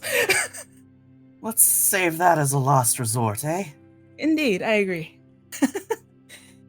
Woo! Willow's gonna stand. Good talk. You can Anyone start want leaving. tea? We've already drank all the tea. Yeah. Yep. Oops. I thought Varys knew I had it. Oh no, he knows I sabotaged both. He didn't know that I threatened to her face to sink her ship. He doesn't even know that I spoke to her face to face. I just mentioned that I spoke with the... No. Okay. He's missing a lot of context for this. Oh. I love how En's been like playing 4D chess with what information we share and trying to give context and trying to give reassurance and explanations, and then Will just comes out with a steel chair unintentionally. We'll open the closet and the steel chair fell out onto Varys' head. Whoopsie. Oh. Imagine that we have much to prepare for then. And Varys is also going to stand and move away, check the rigging. The rigging does not need checking. I gotta clean something. Yeah, it's the good talk break. Yep. Well, I have a message to send to Merilene before the day is done. Also, there's some Okay. things I want to make sure are done around the boat. Sure. But that can probably wait for the next day. Well, we can do both. Okay. Let's send that message. Okay, after that conversation, at least we have confirmation that Varys is along and going to help with the plan. So Willow's going to straighten up, probably go outside and open up the pocket watch that has the sending stone inside of it. They will say, wait, what time is it? What time of day is it? I would say it's like late afternoon. Is it heading into evening, you reckon? Yeah. Golden hour. I can say good evening. Good evening, Captain. We'll be at our designated meeting spot right on time. Will you be prepared to meet on my vessel? Safe travels. It glows all blue. Little pie filling up with all of the words that Willow is saying until they close it, and it swoops into the sky. Like a little beam shoots up and lands on the Miraldine's sending stone. I want to say it's at the purpley part of day. Sundown. You receive the message back not too long after, maybe 10-15 minutes. Good to hear it. As for our meeting, it might be more comfortable and discreet aboard the Dancer. Looking forward to our deal, darling. Comfortable and discreet aboard the Dancer, is it now? Feels like she can have the home field advantage. Yeah, she can arrest us immediately. It does give us a better opportunity to speak with Tarek. If he's ill, he may not be well enough to make a journey to a smaller boat. Or at least that's an argument she could make. She might make it very difficult. Willow's going to say the intention was to talk with her in private first about her affairs, and then have that conversation with Tarek anyway. I suppose she is just expediting the conversation. Well, we may yet be able to have a conversation with her in private. I'm just saying being aboard her ship eliminates the obstacle of Tarek having to be transported. I wasn't intending to transport him anyway. But, yes, same page then. Can Willow do like a... What do I know about the threats posed by Miraldine if we are aboard her boat? Other than the common sense things. Well, let's go through the common sense things first.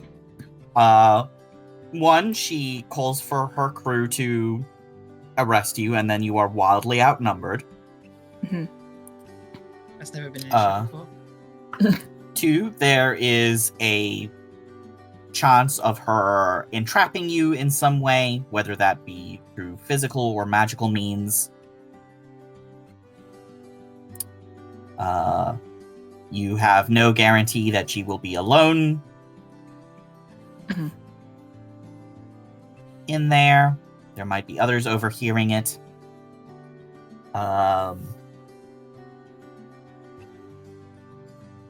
There is every chance that while you are aboard her vessel, she can try and attack yours. Yeah. The more we talk, the more I'm like, I think I'm going to send her another message tomorrow. Because then what are the threats of being on my boat? She obviously sees into our ship. She has to sneak off her own boat, which is damning in its own right.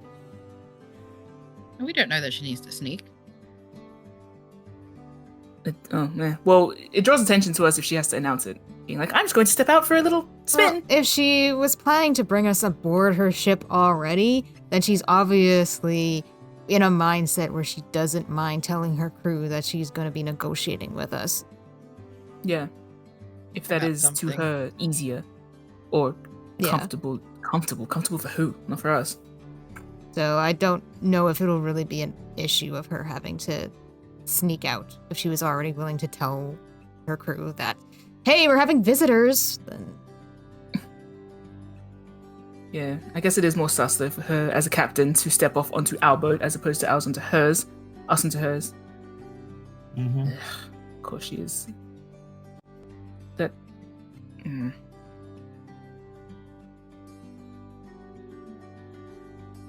Well, she's lobbed the first spanner back. Was to be expected.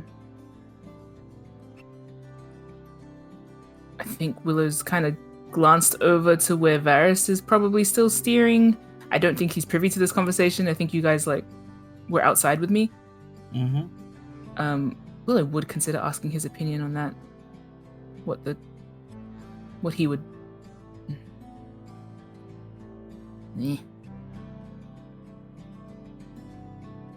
Because Willow at the moment is kind of like, hey, it seems silly to leave our boat behind and go into her territory. Completely. Though that was the plan Khorvaire's after, not but he could stay or he can go. He hasn't really... We're kind of letting him marinate on his thoughts. Whether he wants to be part of it, whether he's going to send a letter out immediately. He's already reported back to Ryga, we just didn't see him. I have a beautiful mental connection. Speaking of mental connections, on the topic of eavesdroppers, I do have detect thoughts, and that does allow me to detect thinking creatures, and it says with air quotes, around us. So if there's someone on the other side of a wall, or hiding in a closet, or under a table, or something during the conversation, I would be able to start that spell before we walked in and double check that. That's just something I'm putting on the table.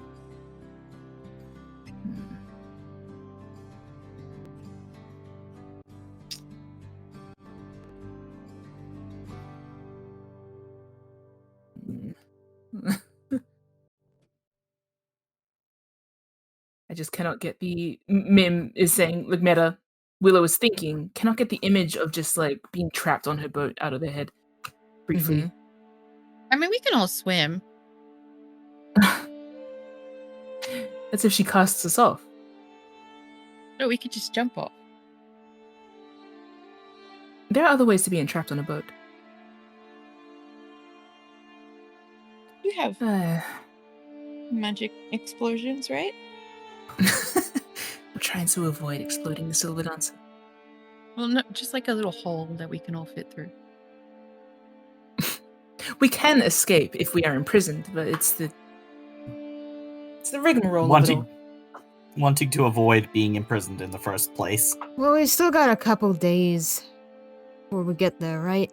You have some time to try and poke and prod a negotiation on meeting place. What really do we have to lose by trying to negotiate before we get there? I agree. She's already willing to negotiate, or at least speak with us about everything we've already presented to her. Pushing and pulling about the meeting place is just business. If she's really the businesswoman she claims to be, she's not going to get scared away by a little push. Willow nods. And they would just check, like, they're basically clearing up with you guys that, like, we don't want to meet on her ship first, right? Because the idea is to lay down the gauntlet first so that she doesn't harm us when we're aboard her ship. You know? To speak to Tarek. Mm-hmm. But, I mean, like, either way, she can still fuck us up. But, well, at least she has a little bit more, like, give. You know? You guys agree, or is this a non-issue? Yeah, I'm not sure. Should we ask Varys? I don't know if he'll He is here. He is here, but He's a valued member of our crew. he's a pirate guy. He might know that there's like a parlay kind of code that we can use. Please don't imprison us while we're on your ship. I think Willow's going to sort of glance over and be like, suppose we should ask the captain, huh? Former as he may be.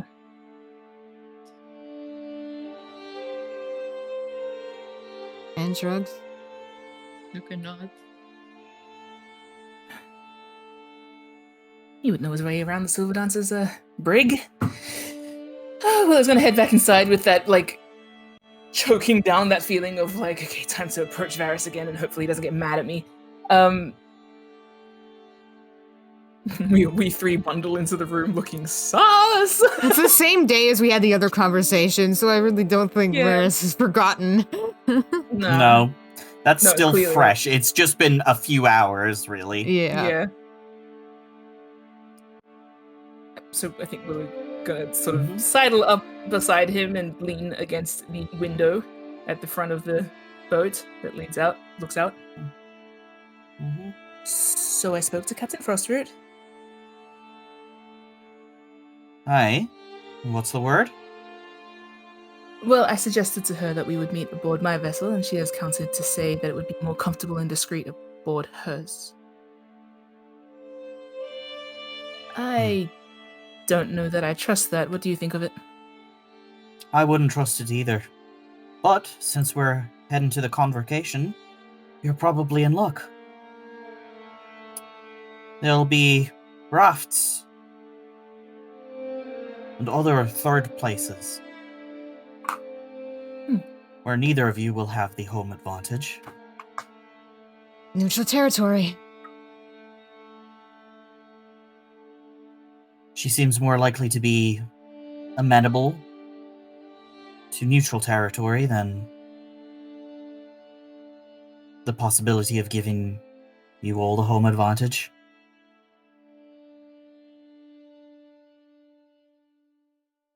Okay. Willow just smiles like, that's actually perfect. So that's exactly the kind of answer they were looking to him for. So they'll smile, nod, pat him on the shoulder. Thank you. And sort of head off. That way you'll also get to sightsee around the convocation.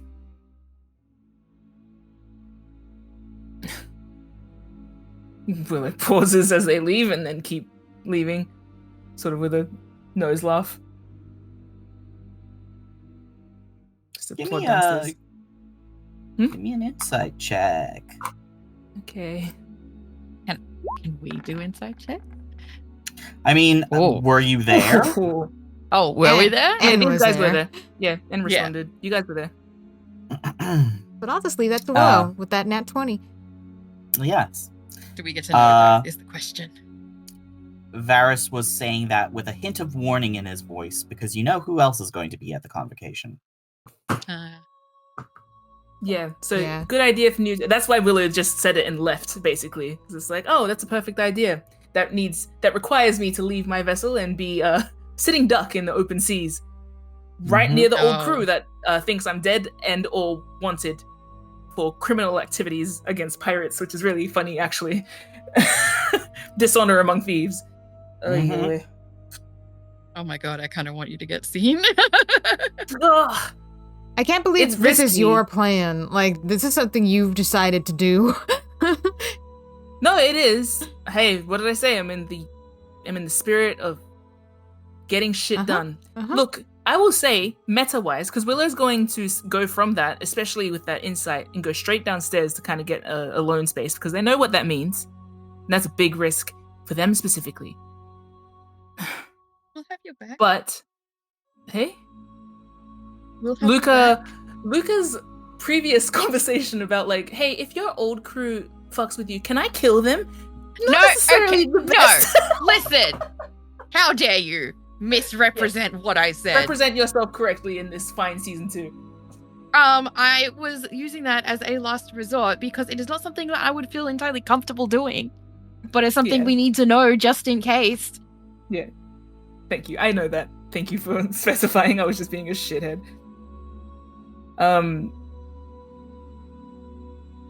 What was I going to say? Oh, what I was going to say was Willow has thought of contingencies for this plan related to the safety of the crew. They have not even raised the fact that if at any stage Meraldine finds out or knows who they are, they're fucked. She has the complete advantage in that circumstance because she is going to the convocation. Face forward. You know? There is nothing about this plan that keeps her. Even if we find a way to keep her honest and she does everything according to plan with that, she can still just ruin my day because she doesn't like me. Mhm. And that could also dismantle my plan a little bit. They could like sever the part where she is contractually obliged to Willow. That's fine because the whole point of it is for her to get shit done regardless of whether I am liked for it or not, or safe afterwards. So yeah. I'm gonna And just is go downstairs aware. and reckon with that. Yeah, I feel like En's aware. Varys clearly is, well, thinking about it. Luca's cute.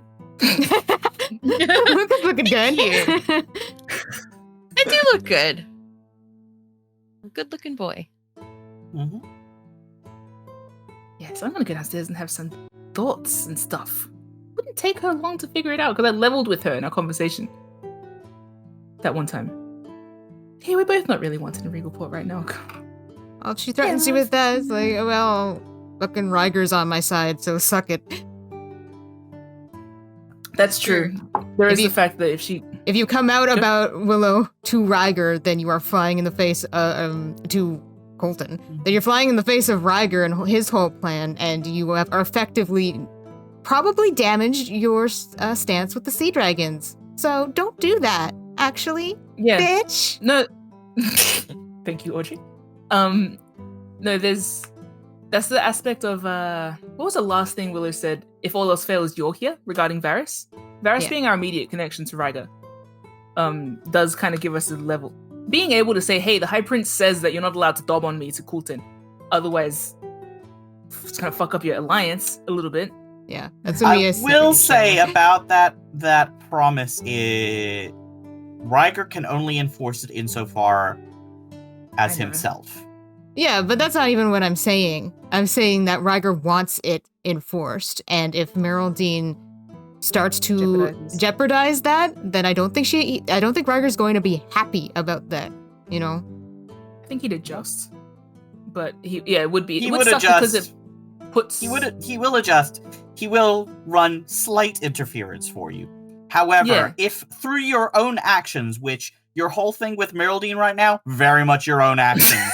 You reveal yourself to Coulton, that's not his problem. Yeah, 100%. I feel like he will neither help nor harm you in this aspect. The image I've gotten of Ryger is basically, if they're all sitting at a table and Meraldine goes like, hey, I met your friend, then Ryger will cough really fucking loudly until she stops talking. Like, that's like basically his... I do imagine him having that basic sense of like, because Varys is aboard my boat, because Ryger's future depends on Varys doing well here, there is a certain level of his wants to make sure that I stay afloat, which means not telling my former captain where I am so that he can fuck up my day. Ugh. You know, like there's the pragmatic aspect of why Ryger would do this, but at the same time, Ryger doesn't know that I'm out here betraying him using Varys.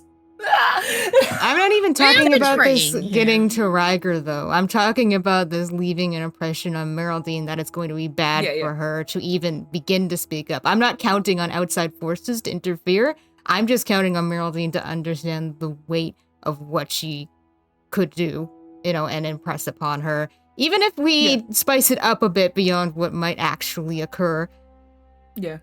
Just impress upon her that we are an asset to Ryger, a pretty big one. And it's probably not going to look good for you if you start messing with that. Yeah, ultimately, if she's seen, like, doing anything to our little sea dragon flag ship, it's going to look bad on her. But anyway, sorry, I've kind of gotten off track. I think Willow's just going to go sit at their workshop table and work on stuff.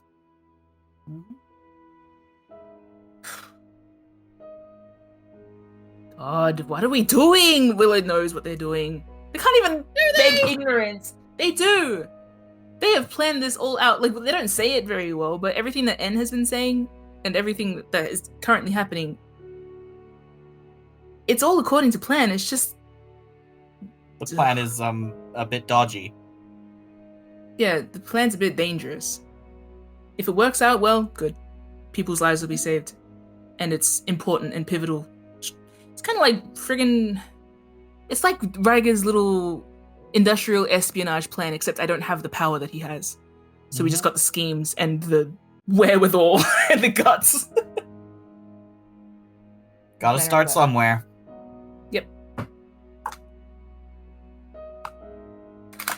God. So. Mark off another day of rations.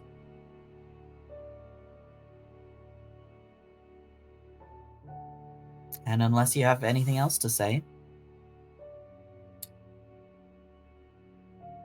that is our day concluded.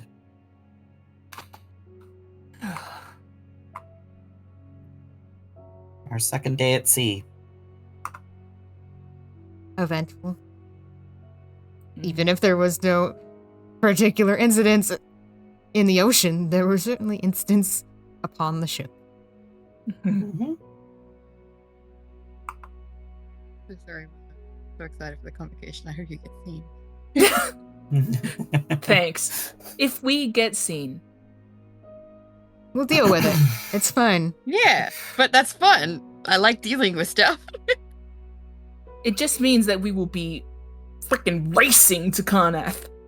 Yeah, good thing we have an elemental vessel that no one can Oh my god. Yep. that nobody would want to. We are dealing with the prince's ships. We'll deal with that when we deal with it. I'm dealing with it now. So That I've declared.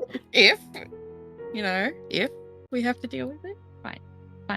So, you settle in for a night of rest.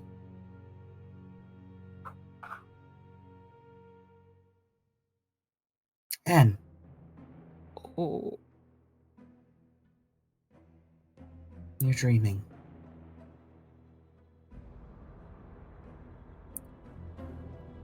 At first, you don't know who you are, who you're inhabiting. Sometimes you're a goblin with short, dark hair. Then you pass by a crowd and emerge as a human teenager with a strawberry blonde pixie cut. Then you turn a corner and you're N, white hair and cracked skin. Doesn't matter who I'm wearing. I'm angry. I'm hunting. But you are also the hunted. You stalk through the streets of Sharn's Silvergate district. The harsh sun casts dark shadows under shop awnings, and you jump at everyone like it hides a monster. Flinch at every woman wearing red, every errant stare. Even the glint of earrings and rings puts you on edge. This is so annoying. Where is she? You lost track of her. It's your own fault. You have to find her before she finds you. The clock is ticking. Streets become aisles. Crowds of people become empty coats. You aren't weaving through a city anymore. Instead, you find yourself navigating a labyrinth of racks, clothes, dresses. The sun is gone. Rain hammers against the windows. I don't care. This just means I'm getting warmer. I keep hunting. You spot movement. A flash of blood-red fabric disappearing behind a row of suit jackets. Stop! I bolt after them. You round the corner. A mannequin wearing a brown trench coat blocks your path. I wrench back in disgust, whirling around to shout into this stupid maze. I know you're here! Stop wasting my time and show yourself! Blustering and reckless. I taught you better than this. A shadow flickers past the dress display. If you can't even find me, then you're a lost cause. Use your ears. Better yet, use the brain between them, assuming you still have one. Make a wisdom saving throw.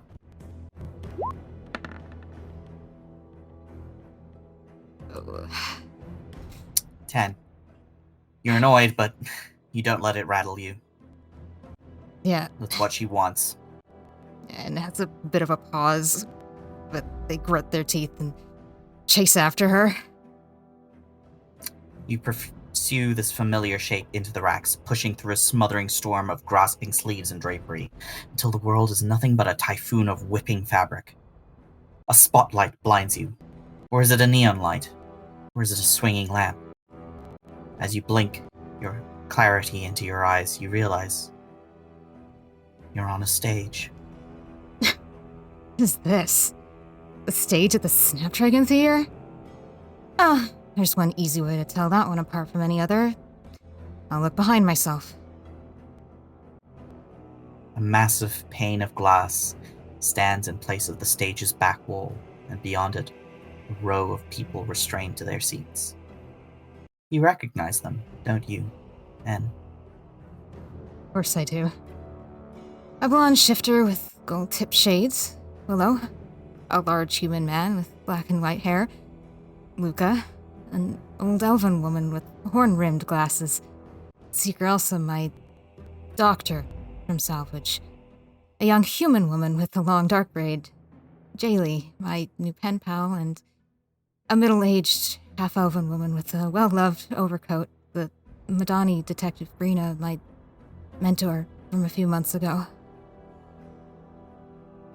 Arranged like the previous victims of the Snapdragon Theater, they look to you through the glass, dazed and confused, but unharmed. The sight makes me sick to my stomach, but I'm not afraid of it. They're backstage, they're not in danger yet. Their only job is to watch the horrors unfold, and I'm not about to become a victim of this stage again. Hang on. I'll get you out.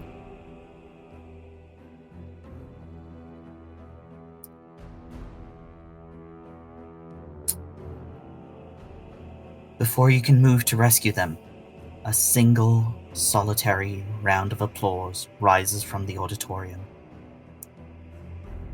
You try to find it in the rows of seats beyond the stage, but the spotlight hinders your vision. When you locate the culprit, you can't make out her face, but you'd know that pendant anywhere. A silver dragon dangling from her neck, folded wings and watchful eyes like daggers, scrutinizing and judgmental. Did you really think you could get away with this? As if anyone else would ever take you in. Why don't we show them what you really are? See what they think of you then. A hand seizes the back of your neck. Your entire body locks up, instinct remembering the danger before your mind does. Adrenaline floods your veins, while lips like ice push against your ear, whispering. You can't make out the words.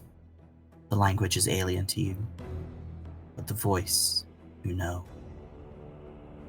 Elanus Elarenthi de Fiarlan whispers her esoteric wisdom into you, and though your mortal mind doesn't comprehend it, something that's been dormant within you stirs, awakens, lurches and blooms under your skin. The cracks in the surface of your skin split open to release violet smoke as something inside boils forth, bubbling up between your joints, your bones, until dozens, hundreds of eyes burst to the surface, wet and blinking. Your changeling body struggles against the unnatural transformation. Your skin bleaches paper white. Your shape grows and shrinks erratically, trying to find some form that will be less agonizing, but it's hopeless. The eyes emerge, sinewy tendrils pushing out like weeds from concrete, their gaze spiraling inwards to regard their host. You fall to your knees, lungs burning with eldritch fire, a scream stuck in your throat. You bare your teeth, but more wretched eye stalks bloom past your lips, your whole body blossoming from the inside out with eyes, so many fucking eyes, all of them silently watching the spectacle of your unmaking. Your own, weak with pain. You can barely think beyond the anguish, except for the thought that this is the end. Before you finally lose yourself to it, neon writing scrolls itself on the stage. Wake up! And with that, N does jolt awake in their hammock in the chaos. When they try to sit up, does it sway? Do they manage to not fall out, considering the force with which they bolt out of that dream? Make a dexterity saving throw.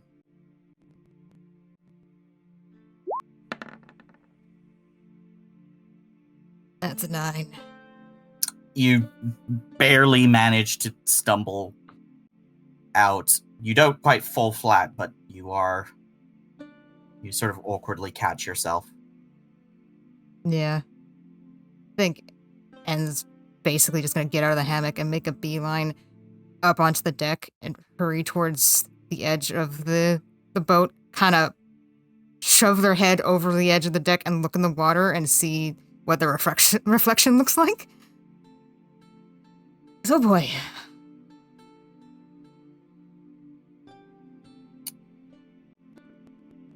You are unable to see your face reflected on the choppy surface of the waves of the sea. Yeah, I actually think that's not helping.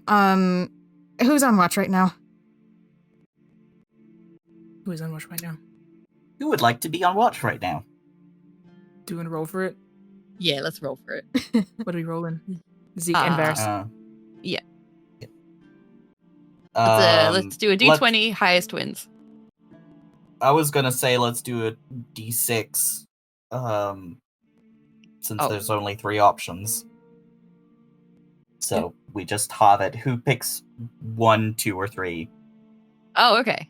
I would like 4. So 3, 4. Oh, I You'll see. take I'll the pick 2. 1 and 2 then, Yeah, okay, so... if that's what we're doing. Yeah. Yes. Yeah. So... Luca does 3, 4, Varys does 5, 6, Willow does 1, 2. Yeah. Well. Willow is up. I think Willow's sharp ears have absolutely heard and like rush up the stairs and stomp all the way over to the edge of the deck, at least. You know what? They've not You been know where I'm quiet. watching you from? Atop I'm the probably cabin. sitting on I'm in my usual spot on the roof of the cabin, sitting there probably lost in my own thoughts, thinking so many things, rolling the sending stone over in my hands like I'm going to sit here till dawn and then message her immediately. When I see you popping out, looking horrible. Yeah, and pulls away from trying to catch the reflection in the water because, yeah, seeing the dark abyss of the ocean and possibly the distorted sight of their face at a distance really didn't help. So they turn away from that quickly and just start scrubbing at their face and kind of feeling it. Then stop in the middle of the deck and just stand stiff and straight, taking deep breaths. I can't glean anything from a distance, but I do know that you're just visually, like, panicked. I think I'm probably sitting here with Fishdog. Or at least I can gesture for Fishdog to come down. I think Fishdog's probably sitting atop the mast. My little orb homunculus. That has been helpful to you before. So I think I'm going to gesture for it to pop down and sort of at least anchor you where we are. So Fishdog's going to whiz down and sort of make a wide arc around you to catch your eye. Oh. And flinches at first at that. I think they, all things considered, they didn't even really think about who else might be out here. So they flinch at the sight of Fishdog, but that confirms things a bit quickly. So reach out and kind of take Fishdog in their hands and look for Willow. Probably going to look towards the top of the cabin because it's not lost on them that that's one of Willow's favorite perches. Yeah, I think Willow kind of sheepishly waves back. Like, yes, I saw that, but I won't draw attention to it if you don't. They're going to pop down. We're going to hop down now. Hey, I still look vaguely changeling shape, right? Question to the DM, does N look like N? N looks unchanged. Just stressed. Right. Willow's gonna look them over. You look like N to me. Okay. And I mean N, white hair, pointy teeth. Right. Yeah, that's an important distinction to make. Okay, good. Good. And rubs at their face a bit and offers Fishdog back. Willow puts their hand up, like as if to say to keep it. They'll ask, bad dreams?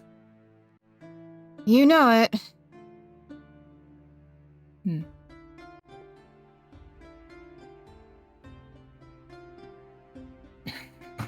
Willow folds their arms. Anything that would be better suited being spoken loud? No, I don't think so. Just... the usual. Yeah, just...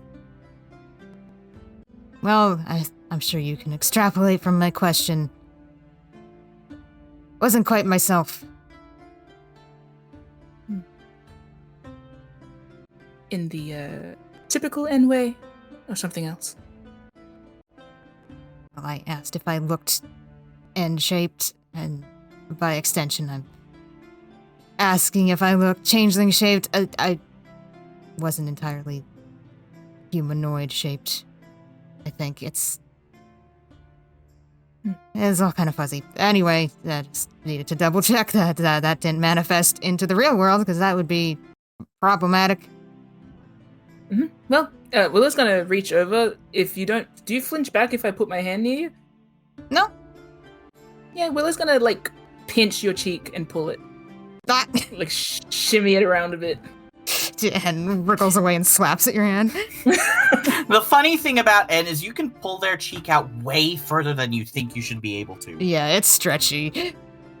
Whoa. I think Willow went to grab it and then like shake it just like you do with like a little pinch to basically pinching you to know you're awake. And then when they can tell that there's a little give, they're like, huh? And start like pulling at it. Yeah. And start slapping you away, but they are starting to laugh. It's not you are quite a marshmallow. full, You're not Luffy. it's not like Kudish stretch. Yeah. Yeah. Yeah. Not made of rubber, but like more stretch than there should be. I think Willow's gonna turn like, I don't know if we have to do a roll for this, but I want to grab both sides of your face and pull out. Sleight of hand check versus armor class. Can Fish Dog give me advantage? I'm holding Fish Dog. I'm holding the card. Exactly.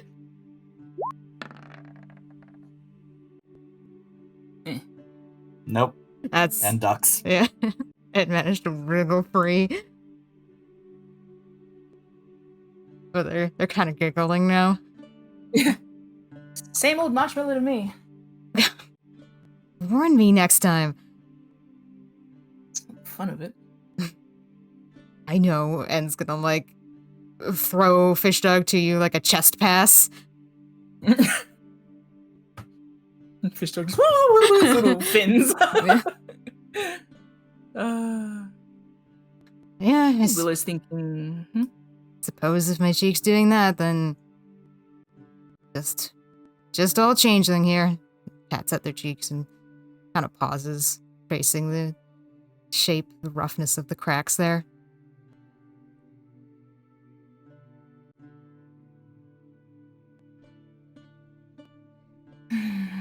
Willow specifically has been noticing a lot about N recently that they haven't been talking about.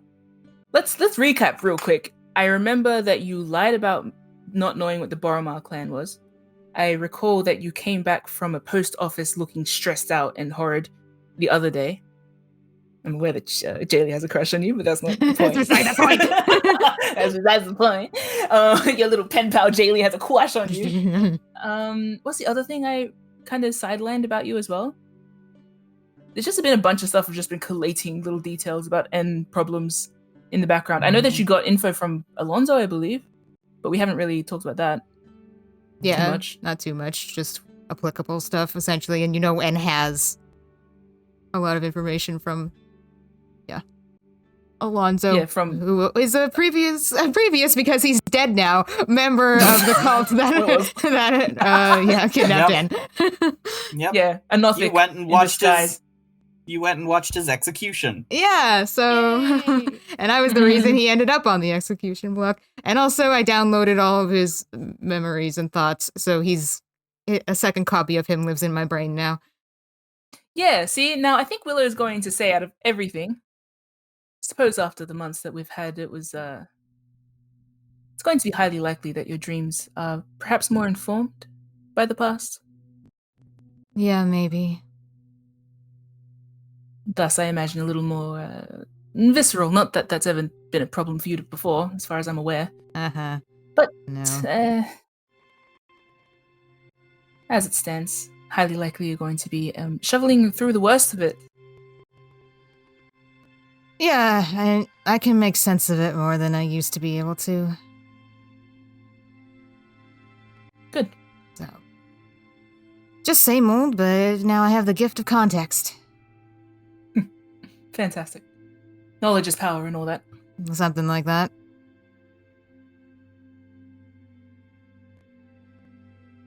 Yeah, I guess I better go try and sleep some more. It's another long day tomorrow.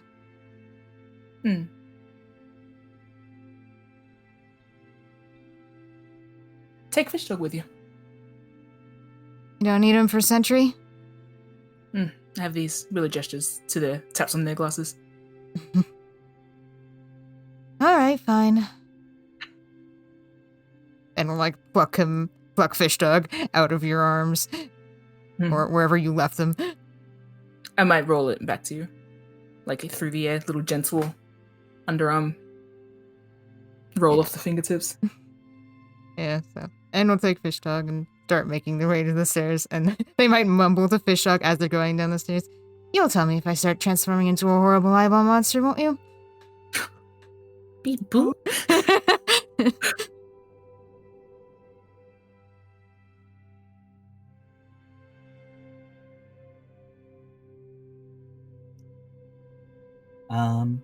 While you are heading downstairs, do you look at your journal at all? I seem to remember some writing showing up in my dreams, so I think it's like goes back to their hammock and like starts to sort out the mess that they left behind. And notices their journal like set aside or under the pillow, probably wherever is a good place to kind of keep it near and dear in this hammock. Yeah, and it'll occur to them that I didn't jolt awake because the dream was horrible. I was pretty convinced of the dream's reality at the time. So I'll give it a little flip open. So you open the journal, and the next empty page you flick to has the lines written in a familiar hand.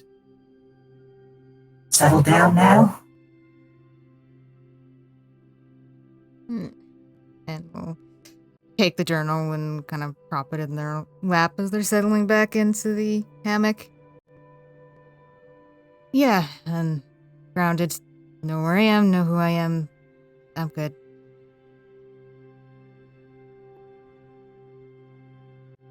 That was a pretty bad dream. On all accounts, yeah.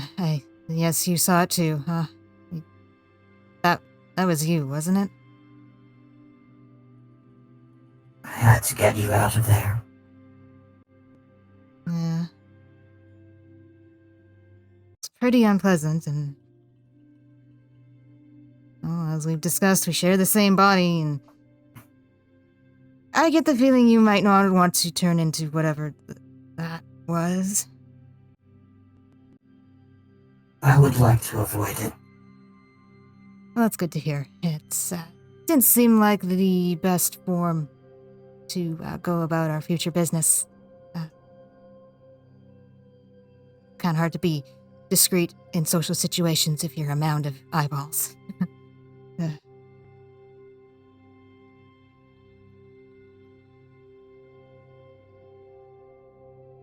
Something strange was happening to the magic. I'm not sure if it was me or you or something else. It's just a dream.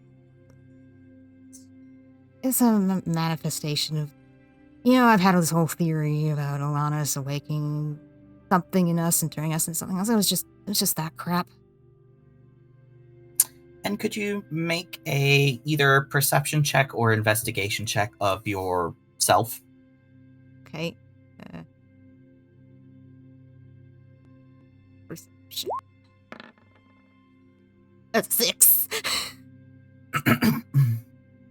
You sort of have patted yourself down and settled back into sleep. You don't feel different. Willow didn't say that you look different in any way. So you're just going to have to accept that. Yep. On the topic, though, and just might ask the eye real quick. A long time ago, you did say that the changes that happened to me, my teeth and my skin, that wasn't something you did intentionally. Correct. So, if something, not that extreme, but something like that were to occur, then it's reasonable to say that might be out of your control too, so... Don't worry about it. It's been years since this stuff developed. Sure, it's no big deal.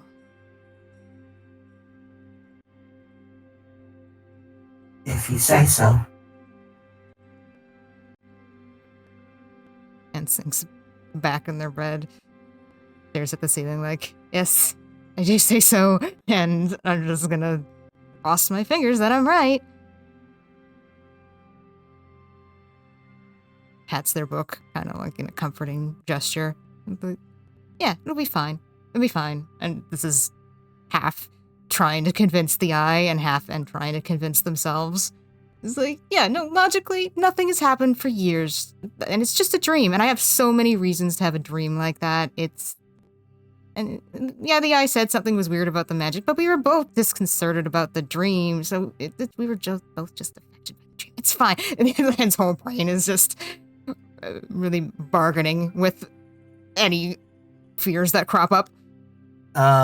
As you are bargaining with yourself and staring at the ceiling, the eye writes on the floorboards above your head. Do you need me to tell you a bedtime story? Or are you going to get some sleep? And actually giggles aloud at that. Hi, you my papa now? You want go for it. I want to see what you've learned.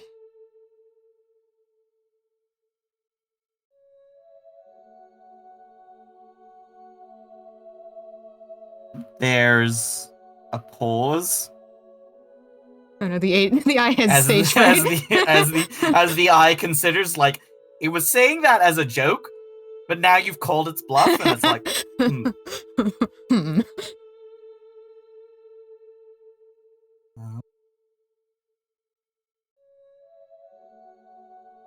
Then it starts.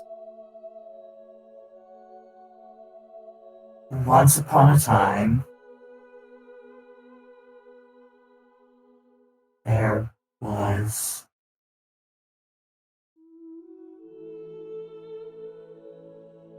a sailor. And it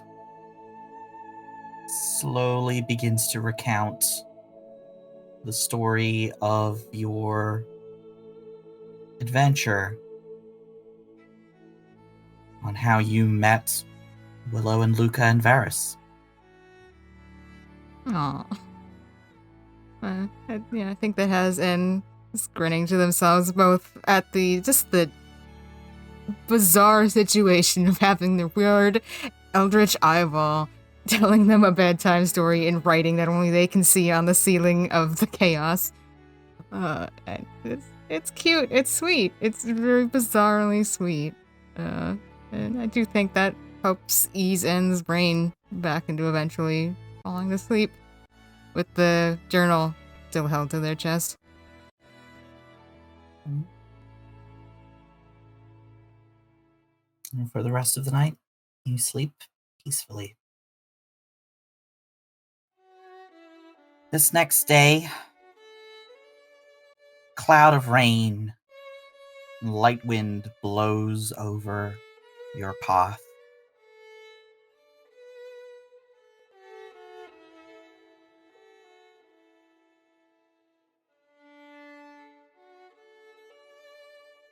I think this is the first time you've all been actually sailing in a proper sort of day-long rain.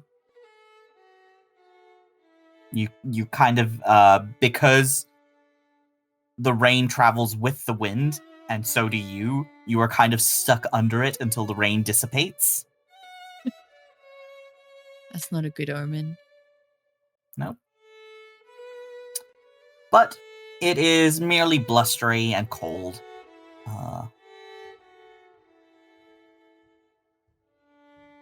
But since it's summer, it's not, like, freezing or anything.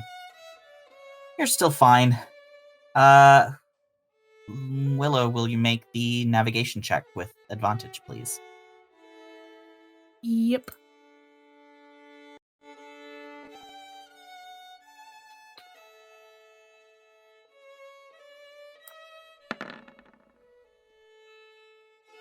Ooh. The DC is 11. It's a little harder to navigate with the sun obscured, but You're not that far off from your destination. With the help of the spyglass and yours and Varys's combined knowledge of the area, you are able to safely make sail. Who wants to roll for random encounters? I could, since everyone else has done And- a roll. Yeah. Yeah. D20, correct? Roll. Yes. 18. Okay. Would you please roll me a d10 as well? Okie dokie. He's a 9. 9. Okay. Wow, very high rolls. High roller? Yeah. High roller table? Something went right, question mark? Or very wrong for me just now? Can never tell with my life. Yeah, we summoned like a Yeah. sea dragon or something. A sea dragon. We got one right here. Oh god, yeah. Can I send my message to Miraldine before we get into whatever the fuck is going to happen? Yep, absolutely. Because I think Willow kind of waited till dawn to send her a message, like, because I was on probably last watch.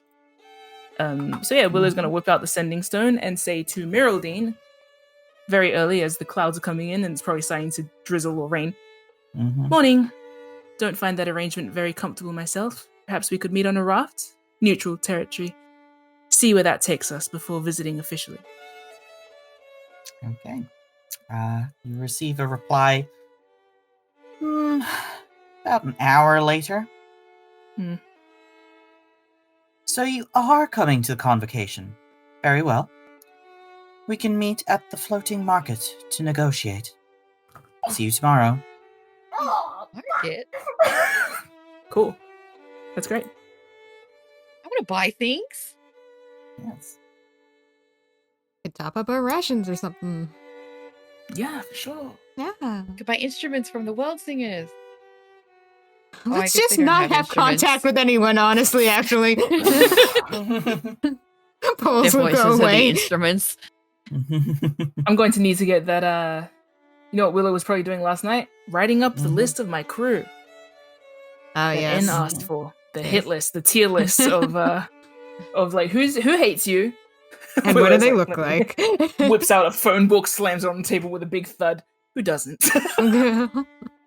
At least give me a top 10. Yeah, well. So yeah, Willow was probably writing that out, and now it seems like it's going to come in handy. Yeah. Please roll a d10 mim. Me? Okay. Yes. I'm counting on you. Summon something Okay. cute. I got a 7. Lucky 7. Okay. 7, 7, 7. Let's go! Yeah.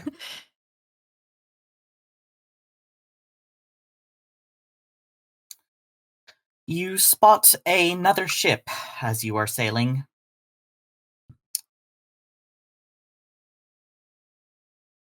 This one not from the Sea Dragons, but instead make a perception check. Whoever wants to. Willow has the spyglass, so. I could be not there. N was the one that rolled the initial I'll thing. So roll maybe N. regardless. That's a dirty Wow. 20. I'll be inside. Hey, there you Hey. go. I'll say that Willow's inside. Okay. Also give me a history check in. Now that's where I'm going to lose. That's okay. You can just run back inside like, hey, what's the... Oh, that's that's a okay. 17. Not bad. Winner Okay. chicken Okay. dinner? Okay. You spot a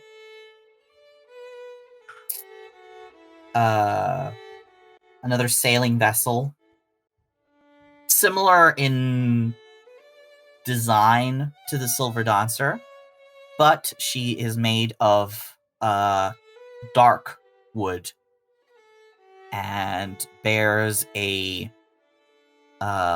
mottled gray flag with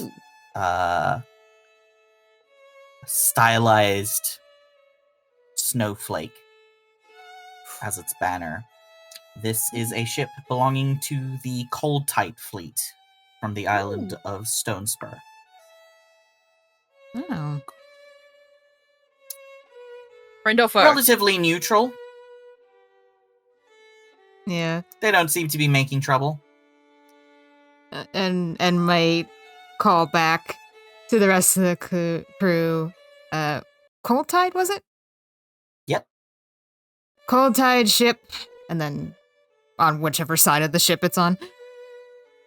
Starboard. Mm-hmm. Looks at Willow. Friend or foe? Like, do I know anything about Cold Tide? Make a history check. Oops, sorry. Take the... Oh, well, the first one is quite good, but... We'll take the first one. Okay. 21. A measly 21. Yeah. Cold Tide is from Stone Spur. They are one of the bigger fleets, but by no means the biggest or most important. They mostly deal with their closest neighbors in Farlnan to the north and the Moror Holds and Karnath to the south of them.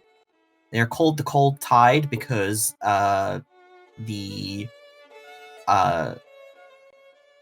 cold water from the ice sheets in the north of the Bitter Sea sort of flow past them on Stone Spur. So they are well-known northerners. And on a 21, you know that their prince is a half-orc named Kalisk, who has lately been dealing with Boy troubles. No.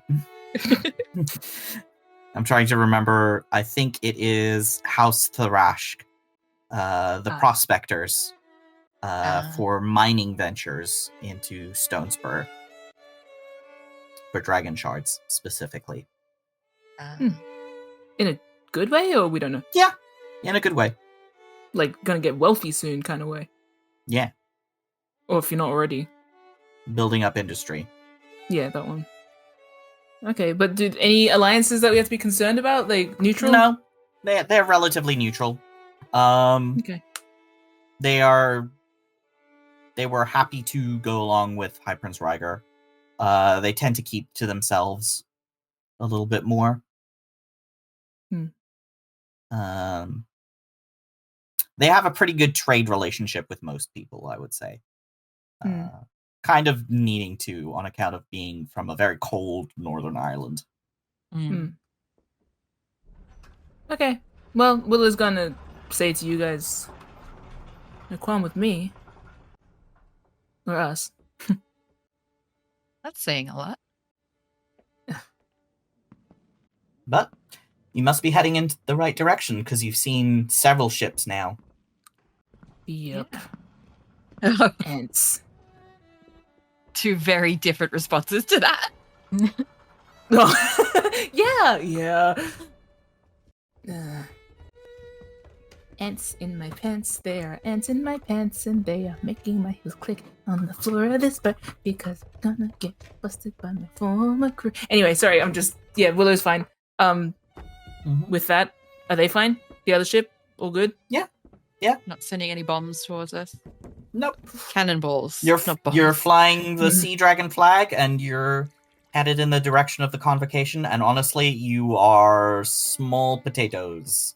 Yeah, of course. Smallest. So unless you signal to them that you want to talk to them, they're just like, oh. It's the sort of mutual nod of like, oh, you're going in this direction, so are we. Does Luca want to, if we pull up next to them, does Luca want to talk to them? I was going to ask if the prince is cute. Is the prince on this ship? No. Oh. Or just one of their fleet? Oh. Yeah. Is whoever on this, is there someone cute on the ship that we can see? Make a perception check with disadvantage. Can I use the spyglass? No. You can use the spyglass if you want. So I can do it flat. Neutral. Flat roll. That's the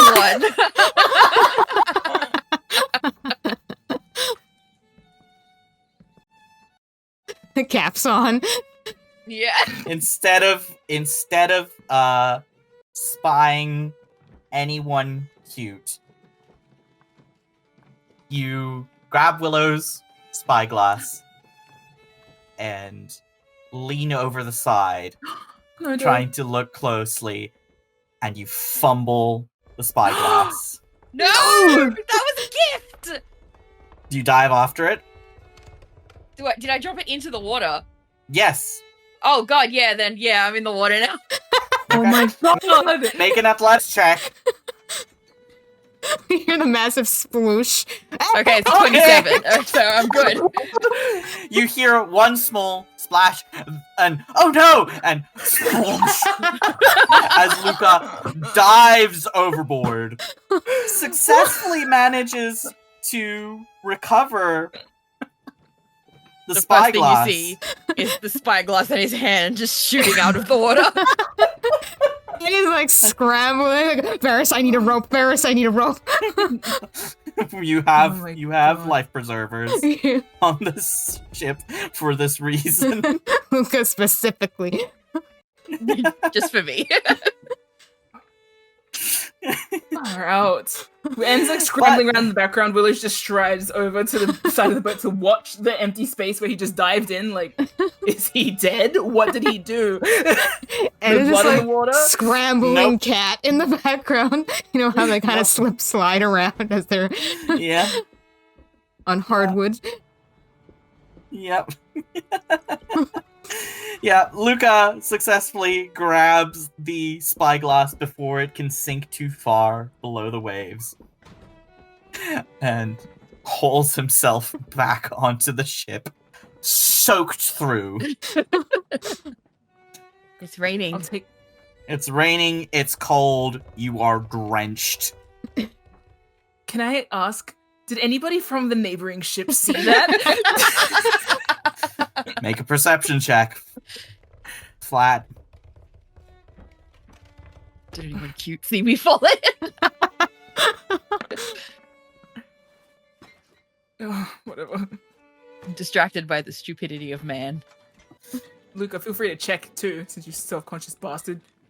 Oh no, he's wanted to make sure the spyglass is okay. That's his priority now. I'll check. Okay. No, Distracted by the stupidity of man. yeah, there's no focus on the other ship now. Just Luca and like lit a fire in their hands and holding it by Luca's head to dry his hair. Really got the spyglass from your hand and left you to hoist yourself up. Yeah. And I think on that very silly image, we will end today's episode. Oh my god. Yay!